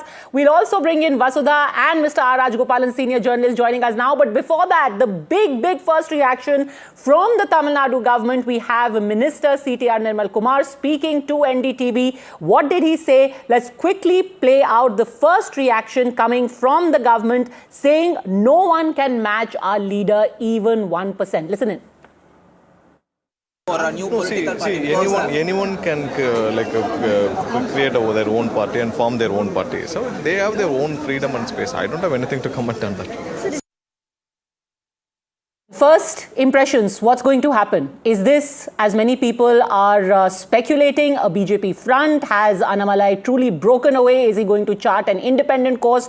What kind of party is he going to have? You are asking me? Yes, Mr. Rajgopalan. Very nice. Congratulations to Mr. Annamalai. उनकी मन की बात तो सुन लिया अभी.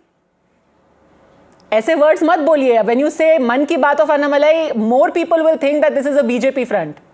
No, but he's throwing the left ideology, and moreover he has taken the name of Abdul Kalam Azad, and he is also a little revolting type, which you could make it out, because Vasudha and me, of course me in particular, followed Tamil Nadu BJP for longer years, Padmaja. And there are dissensions within the BJP, no doubt. But the same Nirmal Kumar who spoke to your correspondents a short while ago was the product of BJP. He is the product of BJP.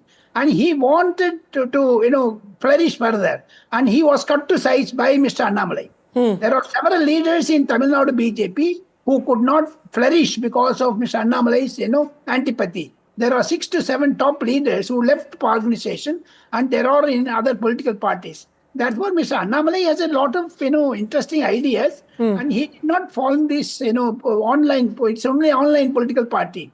Wait and watch. It's going to be a leftist one, and he will start to abuse Mr. BJP's policies, and in particular, is he going to speak in support of Mr. Modi or against Modi? You have to wait and watch. In Tamil Nadu politics, you have to speak against Modi. Otherwise, the काम नहीं चलेगा उधर. Okay, we'll just come across to Sam Daniel and Vasudha also, but there's a big comment now coming out from Tamil Nadu BJP chief Nayanar Nagendran, and he's also saying there is absolutely no loss, zero loss to the BJP, made very popular in UP era, but zero loss to the BJP, says Nayanar Nagendran. In Tamil Nadu, if Annamalai has quit, nothing is going to happen to the BJP. Listen in to what the Tamil Nadu BJP chief has just said. There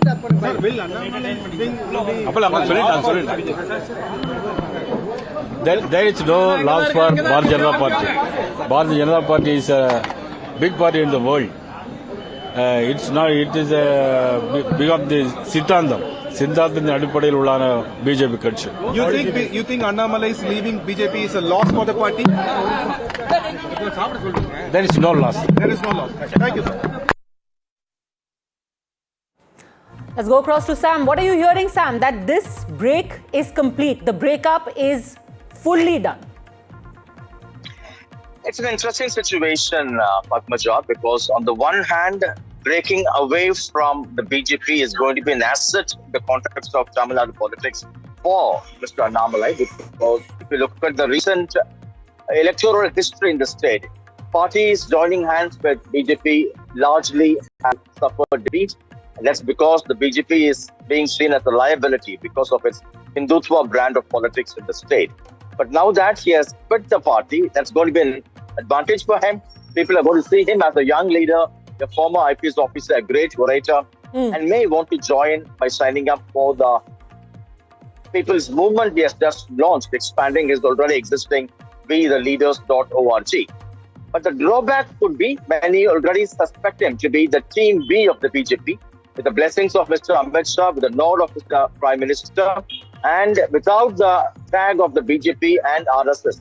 Congress MP Manikam Tagore has already called him as a plan B or team B of the BJP and RSS. And that's going to be a huge liability for him to get out of the shadows of the RSS and BJP. Okay. To establish that he's somebody different, he's somebody without the brand and image of the BJP. That's going to be a huge challenge for him. You know, today Nayanar Nagendran is saying there is no loss to the BJP. The interesting thing is that in April 2025, when Nagendran was made the new president of the BJP, it was Annamalai who had proposed his name as the outgoing president. Annamalai had proposed Nayanar Nagendran's name to take over the mantle of the BJP in Tamil Nadu. Listen in again to what the BJP president has to say today.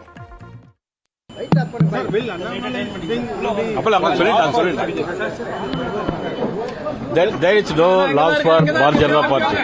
Bharatiya Janata Party is a big party in the world. It's not. It is a big of the Siddhantham அடிப்படையில் உள்ளான BJP கட்சி.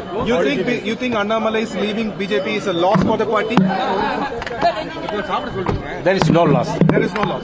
Thank you, sir. You know, Vasudha, Mr. Rajgopalan just said that this is going to be an online party. So I want to bring to our viewers notice this online party that has right now been launched on the internet, WeTheLeader.org, 65,909 active members it shows right now. Mr. Rajgopalan, you may say that this is only going to be a flash in the pan, but I've been tracking it since the time the announcement was made 42 minutes ago. This number has tripled. It was about 20,000 at that time. It has gone up to 65,000 and we're still counting. At least people are accepting him. They're joining. Padmaja, there is no doubt. He has been a very articulate leader, no doubt. But my only point is he has to stick to certain ideology, Is he pro-Hindutva? Now he has to enunciate that. Is he going to stop with the Hindutva or Dravidianism? In Tamil Nadu, only two things can go. One is Dravidian movement, another is anti-Dravidian movement. That is Hindutva. Now, Manikan Thakur saying that, he's the B team of BJP, vagera, vagera. What is the Congress? Congress is a B team of DMK and also TVK. Okay, let me put Vasudha on the spot with that. Is he Dravidian? Is he pro-Hindutva? Or is he going to try and take the middle line? Is that even possible, Vasudha? And when you just... When you just look at the site also, there is actually very, generic development goals, etc. How do you want to contribute? There is a tree plantation of sorts, a picture for that. And it just says connecting you with local causes that inspire change. So no clear line taken even on this website. Well, Padmaja, I would agree with what Rajgopalan sir said in his first answer. I think from the speech that he gave today, it is very clear that he's moving slightly towards the Tamil Dravidian identity. He's not going to be like a Seaman. He's not going to talk about Hindutva at all, because it is clear that he was never a Hindutva man. He was never a man who believed completely in the Hindutva ideology. Yes, it was the party that probably also made him, say a couple of things. But remember, he was not somebody who took on Periyar. He was not somebody who actively worked for the temple movement. When the temple movement was going on, he in fact started another movement on reviving the smaller temples and Kuladeva temples but he's a smart guy. He knows how to sidestep the question by talking about local governance, but by questioning the cult following without really questioning it. He's the one who wore Vijay's uniform, the uniform that Vijay prescribed when he went to vote. So he's a very smart guy. He's very intuitive. Right now, he wants to build a network that can be something like the Vijay Makkal Iyakam, because he understands while TVK has completely dismantled organizational structures and the political landscape of Tamil Nadu, he really needs an organization, because he's not a mass cult hero. He's not a popular, actor. He's not a household name. Families have voted for Vijay. Families don't know Annamalai. Only the educated class knows him. So he needs that time, and clearly he's going to wait on that, and he's going to sidestep these ideological questions by talking more about governance, and he has the language as a gift. Very quickly, 10 seconds, Mr. Rajgopalan. Is it a cocktail of ideas? Anyone can join. There is no dual membership, triple membership. You can be a BJP member, still join. You can be a DMK member, still join. You can be a DMK member, still join. What is the policy in Padmaja? You have to cover politics for long. That's the thing, that if it's a social movement, you can be a political member and you can have a social cause that you also identify with. And many would again, and I know that this is a very tired trope, but again, people are going to say, is this that Aam Aadmi Party model? Every time there is a new party that mushrooms, even say, is this the Aam Aadmi Party model? You start with the social cause. Yes. Anti-corruption then become political. Padmaja, 1 second. Even today, Suvendu Adhikari said, plant a tree for your mother's name. It's a social movement, but it's a political movement. Therefore, you have to have some sort of markers of pranam karna hai. So it is into ideology. What is Mr. Annamalai's ideology? Simple as that. Is he pro-Dravidianism or anti-Dravidianism? Okay, and I think that is going to be the million-dollar question. You have a website, but when will we see a manifesto? When will we see a statement of purpose? Will we see a clear line and an ideological line being taken by Annamalai? All eyes are going to be on him, and all eyes are going to be on NDTV as Vedika takes up on the other side of a very, very quick break. Big political story right here on NDTV. Don't go anywhere.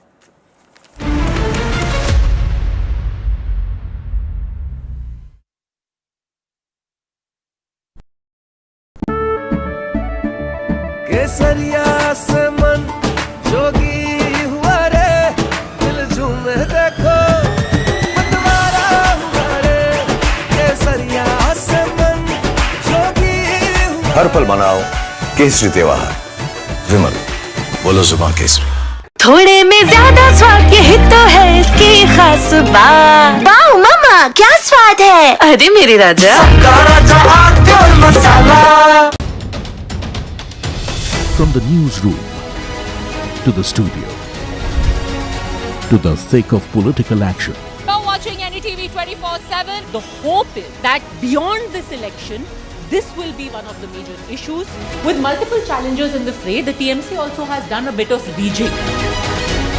Remember, this is also a district that has been plagued by communal violence. Come to some of the sabhas that the BJP is also organizing, especially in the villages of West Bengal.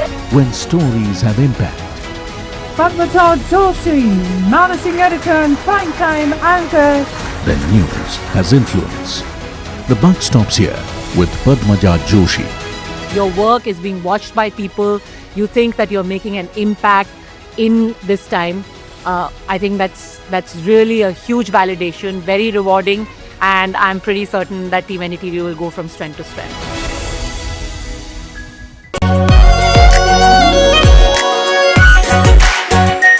Our pure Shahi Paneer Masala. Delicious, healthy, every day. This is the show where we bring you all the hot and happenings from the world of entertainment and lifestyle. Really? Fashion that made you gag. Films that made you fangirl. Art that made it to the gram, and trends that kept us with the program. Let's get it. Hello and welcome to a brand new show. I am your host Mayank Chaudhary and this is Limelight. मीठा या नमकीन, चाहे जैसे खाओ, 100% सूजी से बनी are pure vermicelli, स्वादिष्ट, सेहतमंद, हर रोज. In the beautiful state of Andhra Pradesh, which has no shortage of its own superstars. And that's why it's our pleasure to be joined today on NDTV by Pawan Kalyan, the Deputy Chief Minister of Andhra Pradesh. Good to have you, sir. You were recently denied permission, sir, on Telangana Formation Day. I think somehow they're scared. Otherwise, there is no need for them to deny permission. Is the India bloc, up on its last legs? I had seen in my family, they were very strong supporters of Congress. As long Indira Gandhi, even to an extent Rajiv Gandhi was there, they could slowly, but the disconnect started because of their policies. I really expected some kind of a greater understanding when this man, Mr. Rahul Gandhi, if I go and meet people, that gives me a very entire greater understanding, greater depth. But I felt after walking from Kanyakumari to Kashmir, and the way he understood, then I said he has become more shallow. You have a good relationship with the BJP and especially with Prime Minister Modi. This man is the future of our country, and we need it.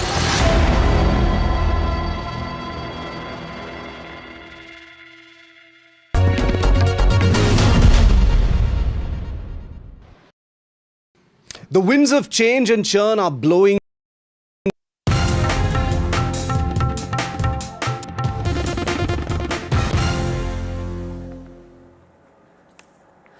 Welcome back. It's a day of breaking news and in fact more news coming in from Karnataka after Ramalinga Reddy has resigned as minister in Karnataka. Now another minister seems to be following suit. KH Muniappa has said, I will not be taking charge of the department that I have been allotted. This must be corrected. Huge reaction coming from the second minister on record, unhappy with the portfolio that he has been given, which is food and civil supplies. KH Muniappa, a veteran, a big Dalit face in Karnataka Congress, now saying that I will not take charge of my department and I want a correction of portfolio to take place.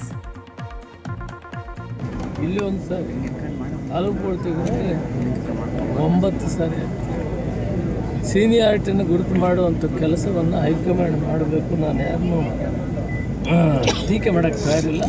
ಇದನ್ನು ಸರಿ ಮಾಡಬೇಕು ಅಂತ ನಾನು ಹೇಳ್ತೀನಿ. ಅಷ್ಟರವರೆಗೂ ಕೂಡ ಇಲಾಖೆ ಏನು ಇವತ್ತು ಅನೌನ್ಸ್ ಮಾಡಿದ್ದಾರೆ ಅದು ಚಾರ್ಜ್ ತಗೊಳ್ಳೋದಿಲ್ಲ. ಅವ್ರಿಗೆ ಹೇಳ್ತೀನಿ. Basically, late yesterday night, the allocation of portfolios was done by DK Shivkumar just hours after he took oath as the new Chief Minister of Karnataka along with 13 other ministers. It was a very delicate balance that he had to maintain, but it seems even despite making major concessions, remember of the 13 ministers who have taken oath, most of them in fact are from the Siddaramaiah camp, and yet despite walking the thin line, already voices of disgruntlement have started rising from within the cabinet. You've got two people who have already spoken on record. You have got Ramalinga Reddy tendering his resignation, saying, I do not want to continue as minister. I will continue as MLA. And then you have KH Muniappa also jumping in and refusing to take charge of his department. And while all of this happens, there is another section which is also speaking up. You've got the minority MLAs. You've got somebody like a Tanveer Seth who has said, why aren't there more Muslim faces within the cabinet? Deepak Bopanna is now joining us. Are you hearing of more such voices, more such names who could also speak up now, Deepak? Well, Padmaja, I'm also picking up that Mr. KJ George is not very happy. happy with certain officers who will be in charge of his department. So there's a whole lot of problems for the new chief minister to deal with, especially on a day where you have the AICC leaders who are descending to Bengaluru. It's probably not the time that Mr. D.K. Shivakumar would have wanted to deal with these many issues. Mr. K.H. Muniappa, having an issue with his portfolio. Mr. Ramlinga Reddy having an issue with his portfolio. Both of them making it very clear that they're unhappy. One has resigned. The other one is expected to also build some sort of a pressure. Could also, threaten to resign is what I'm told. So we're expecting more drama to unfold through the course of the day. Now we are getting pictures of supporters of Ramlinga Reddy pulling out banners where Mr. Ramlinga Reddy was seen posing with Mr. D.K. Shivakumar. They're also, of course, here, going on to put posts on social media. Padmaja, now you might recall very, very clearly that at one point in time, Mr. D.K. Shivakumar said, word power is world power. This was a few months ago where he was talking about the word that was given to him. Now Ramlinga Reddy supporters are using that statement, it seems like, against him, where they're saying the same thing in the context of Mr. Ramlinga Reddy, where he has said that Mr. D.K. Shivakumar had given his word to Mr. Ramlinga Reddy that he would be made the Bangalore Development Minister, but in turn being given water resources has made him extremely unhappy. So I'm just going to put that out as well so that our viewers as well can get an idea of how this is really playing out in the city of Bengaluru. It is right now hectic drama. For a few days we saw portfolio allocation becoming a headache. Before that, of course, we've seen for months together the chief minister's race becoming a headache, and now it looks like the resignation drama is the latest headache for the Congress High Command and the state leadership to deal with. Massive. And remember, all of this is happening when you've got Rajya Sabha elections just 2 weeks ago. You do not want the Congress to have any fractures in their party at a time when such critical elections are happening. You've got the meeting of INDI, which is scheduled for just this Monday. They want to present a united front. This is not a good look. We'll be on these big stories. Don't go anywhere. Quick break. More on the other side.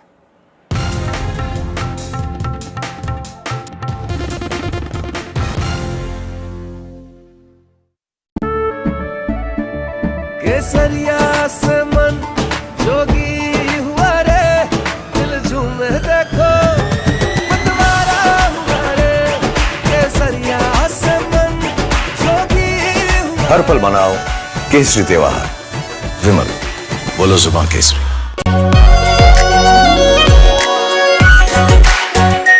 Are pure shahi paneer masala delicious healthy everyday From the newsroom to the studio to the thick of political action. You're watching NDTV 24/7. The hope is that beyond this election, this will be one of the major issues. With multiple challengers in the fray, the TMC also has done a bit of rejigging. Remember, this is also a district that has been plagued by communal violence. Come to some of the sabhas that the BJP is also organizing, especially in the villages of West Bengal. When stories have impact, Padmaja Joshi, managing editor and primetime anchor. then news has influence. The buck stops here with Padmaja Joshi. Your work is being watched by people. You think that you're making an impact in this time. I think that's really a huge validation, very rewarding, and I'm pretty certain that Team NDTV will go from strength to strength. थोड़े में ज्यादा स्वाद यही तो है इसकी खास बात। वाओ मामा क्या स्वाद है, अरे मेरे राजा।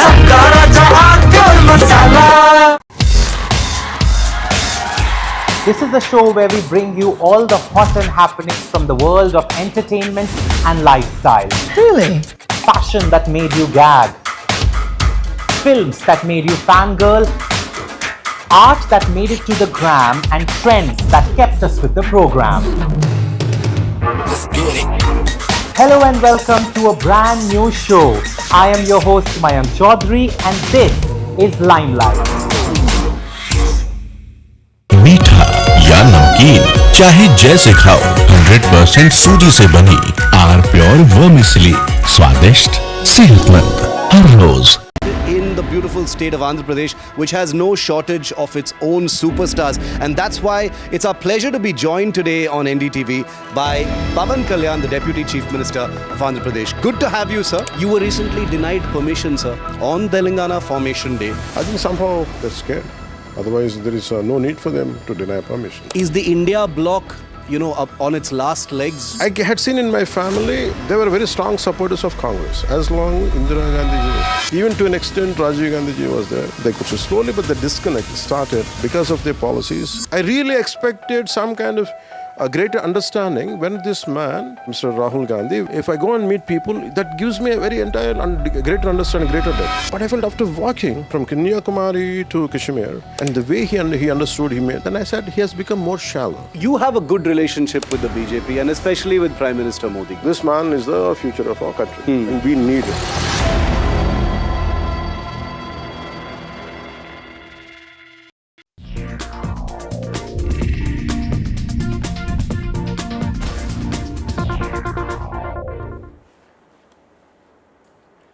You're watching Breaking Ground. I'm Vedika Sood. What a morning it's been. Our focus will remain on the south.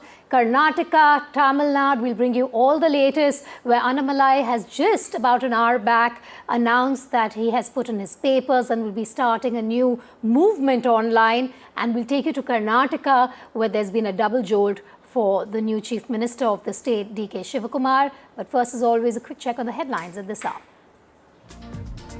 Annamalai quits BJP, launches online political movement, takes veiled dig at Vijay and the DMK, says will contest the next general elections. BJP response says no loss to party.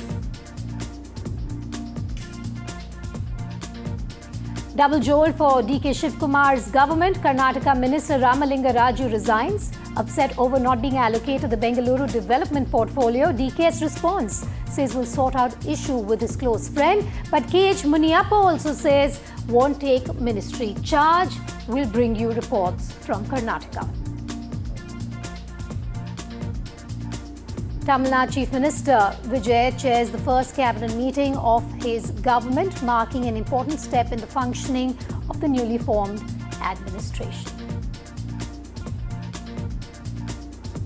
The alliance breakup turns bitter. Udayanidhi Stalin calls Congress's conduct treacherous. Congress hits back, saying making and breaking alliances is part of democracy.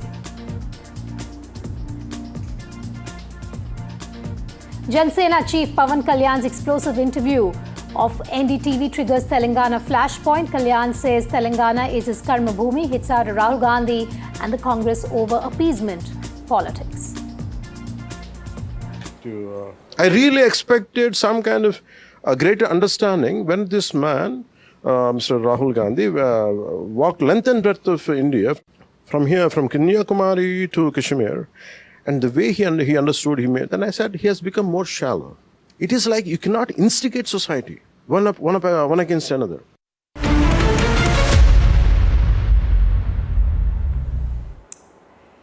It's a major political development that has taken place in the state of Tamil Nadu and is set to reshape the state's political landscape in the years and months to come. K. Annamalai has confirmed that he is going to launch his own party and will contest the next elections. He has also spoken about his mission to bring young leaders in politics to bring change in the state. He also thanked Prime Minister Modi and the BJP leadership. This comes after former Tamil Nadu BJP chief K. Annamalai has resigned from the BJP, ending months of speculation over his future within the BJP. At 12 noon today, he held an address. It was more than 40 minutes long. Also, what we know now is that the BJP has accepted Annamalai's resignation. That happened even before Annamalai addressed his supporters and the cadre. Sources indicating that the differences over the party's strategy and alliance politics in Tamil Nadu played a role in his decision. Now, what we also have access is Annamalai's resignation letter, where he says in the last 18 months there were differences between him and the BJP leadership, and he decided to put in his papers. Meanwhile, the Tamil Nadu BJP chief has reacted to Annamalai's resignation and said there is no loss to the party.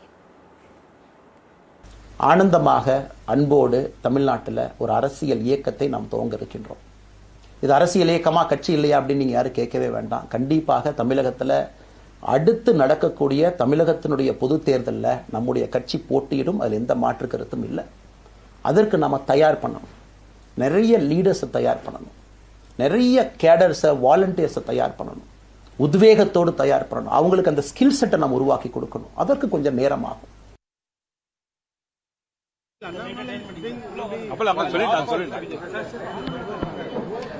There is no loss for Bharatiya Janata Party. Bharatiya Janata Party is a big party in the world. It's not. It is big of the சித்தாந்தத்தின் அடிப்படையில் உள்ளான BJP கட்சி. You think Annamalai is leaving BJP is a loss for the party? There is no loss. There is no loss. Thank you, sir. Anyone can create their own party and form their own party. So they have their own freedom and space. I don't have anything to comment on that. Today, in fact, yesterday was his birthday. Suppose I wish Annamalai happy, healthy, probably career ahead. And today, there's an announcement that he has officially resigned from BJP, and he's probably going to start a new innings, probably a party of his own. I wish my brother Annamalai, all success, and I hope that he goes by the Dravidian ideology, that is secular politics. Right, we have with us Vasudha and Vijay joining us live on The Big Story. Coming to you first, Vasudha, a big move, a bold move, and Annamalai has also announced that he will be contesting the general elections. Not too much time for someone who's just starting afresh. That's right, Vedika. In fact, we are just thinking if Tamil Nadu, that has just undergone this very intense election, which completely dismantled Dravidian power structures, do people in Tamil Nadu even have the appetite or space for another political party? But Annamalai is very clear that, he has the potential in him, which is why both in his speech today and in his resignation letter that we broke just a few minutes ago, he has made it very clear that he tried his best, being part of a national party, and he worked against all odds. He said that he informed the party on the 5th of December 2025, but there are small issues that kept cropping up. He has really not complained against Narendra Modi, the Prime Minister, or Home Minister Amit Shah. He's spoken about the national identity and the Tamil identity not being in conflict for him, but his entire speech was in some way centered around Dravidian philosophy. He said that what he wants to start is a movement for the common man. He has also questioned the cult following or the kind of politics that exists in the state. In fact, he took a dig at the TVK, saying that it's very easy to keep asking why do people in Tamil Nadu vote the way they do, but it's important to make them understand that when you buy essential groceries, you check once or twice. When you vote for the right party, you must also be prepared for the consequences. So he's preparing to create a Vijay Makkal Iyakam of sorts, a structure of sorts that supports him. Because remember, Annamalai is an inspirational figure for a lot of educated people, but he's still not a household name. And he's, far away from being the next Vijay of Tamil Nadu. I don't even think Tamil Nadu is looking for another Vijay. What Annamalai is looking for is to capture the attention of voters who might eventually get frustrated or disenchanted with the TVK because they may feel that it lacks a certain governance vision, and that's where Annamalai is hoping to get in, which is why he wants to start the work right now. Vasudha, I'm looking at the website. It says the movement belongs to the people. Let's step up, take action, and be the change. 126,782 active members for now, just an hour after Annamalai went live to speak to his supporters. But there's no real manifesto, there's no real agenda that he has shaped out or spelt out. Is that going to take away from the vision of what Annamalai stands for today, given that he has already floated an online movement?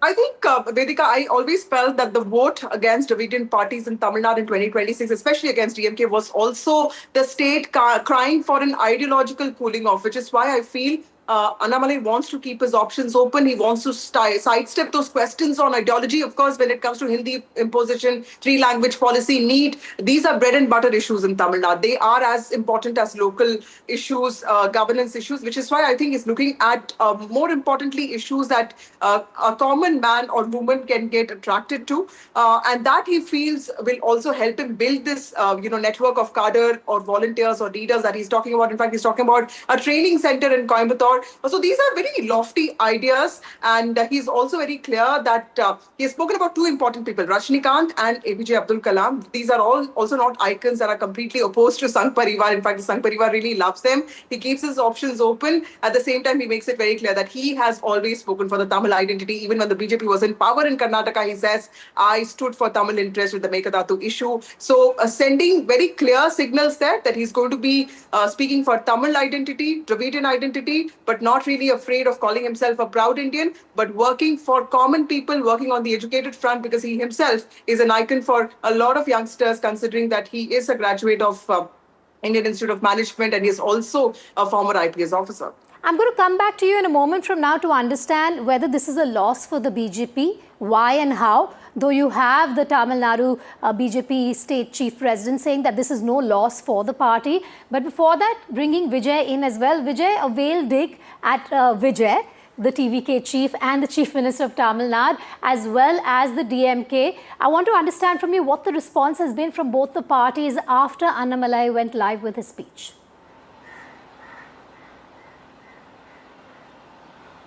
Just before a speech, we spoke with Nirmal Kumar. We asked a question whether Annamalai is projected as a rival to Vijay. But Nirmal Kumar, CTR Nirmal Kumar, who is a senior leader of Tamalaga Vetrikalagam party and also a minister, he responded saying that no leader, no one can match our leader, not even a percentage. So this is how they are seeing TVK is approaching Annamalai rise in politics. And also very recently, TVK chief Vijay at Trichy district, he also said that their only opponent in Tamil Nadu is DMK. They are going to do politics against DMK only. Rest are no matters to them. So in a way, during that speculation itself, Vijay had given a response to rise of Annamalai in Tamil Nadu. But very interestingly, Annamalai is following Vijay's Makkal Yekam only, Vedika. Remember, Annamalai hints had saying that our volunteers will contest in upcoming local body election. Remember, after state election, all eyes on when the local body election for state will get announced. So even during 2021, Vijay Makkal Yekam representative contested in rural local body elections across Tamil Nadu. Even 129 representative won on behalf of Vijay Makkal Yekam. Then there was no Tamalaga Vetrikalagam. Just before that, they even all representative, 129 representative met Vijay. They took picture with Vijay also. Even then General Secretary of that Vijay Makkal Yekam also released a statement. So this is how they tested the water, how the mood for Vijay on Tamil Nadu. So it's the same strategy is being now following by Annamalai also. He said their volunteers will contest in local body election, upcoming local body election, because in rural local body election, usually the political parties won't fight directly. Their representative with a different symbol will contest across Tamil Nadu in rural local body election. That's how Annamalai is also looking forward to strengthen the grassroots level supporters across Tamil Nadu. He also spoke about Tamil-centric politics. Remember, in Tamil Nadu, we have already Nam Tamilar Katchi Seeman. He has a huge following, but however, Vijay's rise has affected him also. Yes. In 2026 elections, Vijay's Seeman party failed to perform. But before that, Tamil-centric politics has a huge applause here, okay, huge welcome here. So that's how Annamalai is also eyeing on Tamil-centric politics here. But however, it is very evident, Vedika, the Tamil Nadu politics shift is very much visible. It is going forward future generation politics, be it Udayanidhi Stalin, Chief Minister Vijay and Annamalai, all are young youth. The Tamil Nadu politics is witnessing a fight between all next generation leaders. All right, Vijay, do stay with me. Vasudha, coming back to you, interesting how the BJP also came out with the acceptance of the resignation about an hour and a half or 2 hours perhaps before Annamalai went live on air to announce his plans and announce his resignation. That's right, Vedika. In fact, the BJP tried very hard for the last 3 days, and Annamalai also did not want to leave the party on a sour note, which is why he was camping in Delhi. He was staying in a hotel here, and the BJP tried very hard. Annamalai had meetings not just with Nitin Nabeen, the BJP president. He also met B.L. Santosh, who's the organization secretary and somebody who's been mentoring him all along. He also met Amit Shah, the home minister.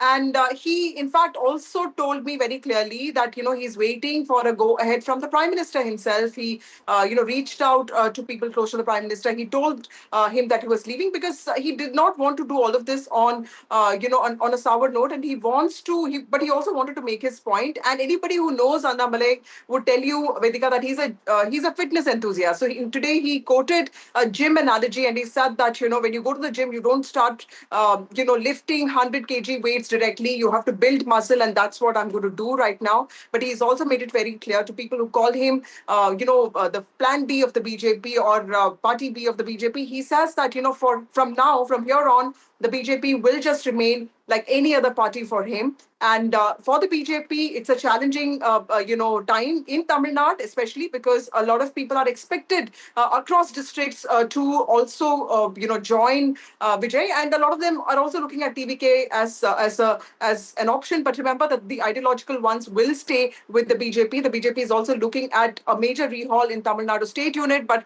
considering that the elections are already over in Tamil Nadu and BJP is a very practical party, it also has other priorities. It would probably be focusing more on UP and Punjab, and we'll just wait and see how the situation unfolds. Vasudha, Vijay, do stay with me for a couple of minutes. We also want to tell you more about what's really happening in the state of Tamil Nadu. You've heard from Vasudha and Vijay on how you have Annamalai stepping away from the BJP, cutting off. Vasudha, I want to understand from you at this moment, after which we'll also be pulling out some graphics to explain this further to our viewers. What could this mean for the BJP in terms of its cadre? I think the biggest worry is at this point that, and I'm going to take our viewers through some of the graphics here in terms of what this means for the BJP, and then we'll go to Vasudha. The loss of BJP's biggest face in Tamil Nadu, known as a very popular entity when it came to its affiliation with the BJP, in terms of Annamalai now stepping out of the BJP. It's a loss of the biggest face in the Tamil Nadu party. It also loses its most recognizable state leader. The party is losing the youth and urban connect with him opting out of the party. Who is going to be the counter to Vijay within the BJP will be a concern for the BJP. Also, what does this mean for the cadre? The morale of the cadre, obviously, at this time is under pressure. And the biggest challenge, perhaps immediate challenge rather, for the BJP is to ensure they don't feel demoralized and some of them don't drift and go to the Annamalai movement in the next few days or weeks. Also, the alliance with the AIADMK now is in focus for the BJP. It takes priority. First strategy of alliance, first strategy is going to be in focus for the BJP and the AIADMK in the state of Tamil Nadu. Remember, Annamalai was deeply upset with this alliance and he had voiced his reservations over it. Also, the leadership vacuum in Tamil Nadu. The search begins for a new mass leader with an appeal like the man on your screen. Sam Daniel also joining us live at this point. Sam, I was just telling our viewer about the immediate concern when it comes to the BJP. In this case, it could perhaps be to ensure that the flock sticks together when it comes to the state Bharatiya Janata Party, the cadre. They could be demoralized at this point, but also ensuring that some don't drift to Annamalai's movement after he's made this announcement. Well, Vedika, to put things in context, BJP already has only a negligible presence in Tamil Nadu, being dominated by the Dravidian parties, and now, after Vijay's TVK securing the lion's share in the recent elections. And in that sense, it's going to be a worry for the BJP that its flock could get divided, because now that Annamalai wants people to enroll in his movement, to gradually field candidates from that movement or party to the upcoming local body elections. Chances are many from the BJP who supported Annamalai could actually quit the party and become members of this particular movement. And whenever it becomes a political party, it could change. Secondly, as the timing is very important for Annamalai, because TVK's emergence as a ruling party in Tamil Nadu for the first time has left the two Dravidian arch rivals, both the DMK and the AIADMK, out of power simultaneously, giving space for new entrants, like in this case TVK. And this is what Annamalai is trying to emerge, like what many call the MGR Karunanidhi duo dominating politics in the 70s. And it's an experiment. He doesn't have the BJP tag now. which means he could draw people from other political formations, parties as well, because earlier with the BJP tag, BJP was seen as a kind of an untouchable liability in Tamil Nadu because of its Hindutva politics, and now that will not be there. So Annamalai would hope that he would draw people from other parties as well. For the BJP, it's going to be a challenge to find someone who fit in to the large shoes that Annamalai would be leaving here and to build from this. When Annamalai took over, the party was having a vote share of around 3%. Later, with the alliance, it went up to 11, close to 12%. And now again, after the recent assembly elections, it's back to the square one. So now it's going to be a challenge for them to make sure they keep their flock together and they find a leader who could reasonably be closer to Annamalai in terms of profile, in terms of outreach, so that they'll be able to keep them together. Sam, I'm going to come back to you in Vijay in a moment from now to understand who that leader could be within the BJP fold, who could be seen as a replacement to Annamalai. But before that, NDTV's managing editor Shiva Roor had spoken to Andhra Pradesh's Deputy Chief Minister Pawan Kalyan on Annamalai's then anticipated exit. Listen in. I will ask you about, Mr. Annamalai. I saw you wish him, it's his birthday. While we're recording this, it's his birthday today. What do you think happened, Mr. Pawan Kalyan, to Annamalai? He'd been given a lot of opportunities, young, popular face, someone who had some ideas, but he feels like he's tired. No. He is a dynamic leader. I really respect him. I really admire him in a way, the way he handles. And he has got a lot of ideological commitment, and he has a very consistent approach. I think somewhere I felt he was needed little guidance. Sometimes at that level, when you are handling a party, sometimes you feel lonely. Sometimes you need a kind of, sharing your thoughts, mentoring is needed. And Tamil Nadu has a very unique dynamics, political dynamics. I felt after he lost in Coimbatore, I personally felt this was my thought, because I was going through more or less just a few years before. When he went to, UK, I felt he should not have gone. Sometimes you have to be there. That's okay to go through humiliation. I don't know, whatever. I'm not saying his reasons could be entirely different what I'm saying, but this is what my perception. You're saying he should have stuck to it. You should have stuck to it, and he could have established himself. So that gap, I think, paved a different thing. Even after that, I felt even that is fine. I think that's what I shared with him. I think you are the future of Tamil Nadu, and I think you should stick around. But I don't know the internal dynamics. Correct. Sometimes internal dynamics, from an outside I can see something, but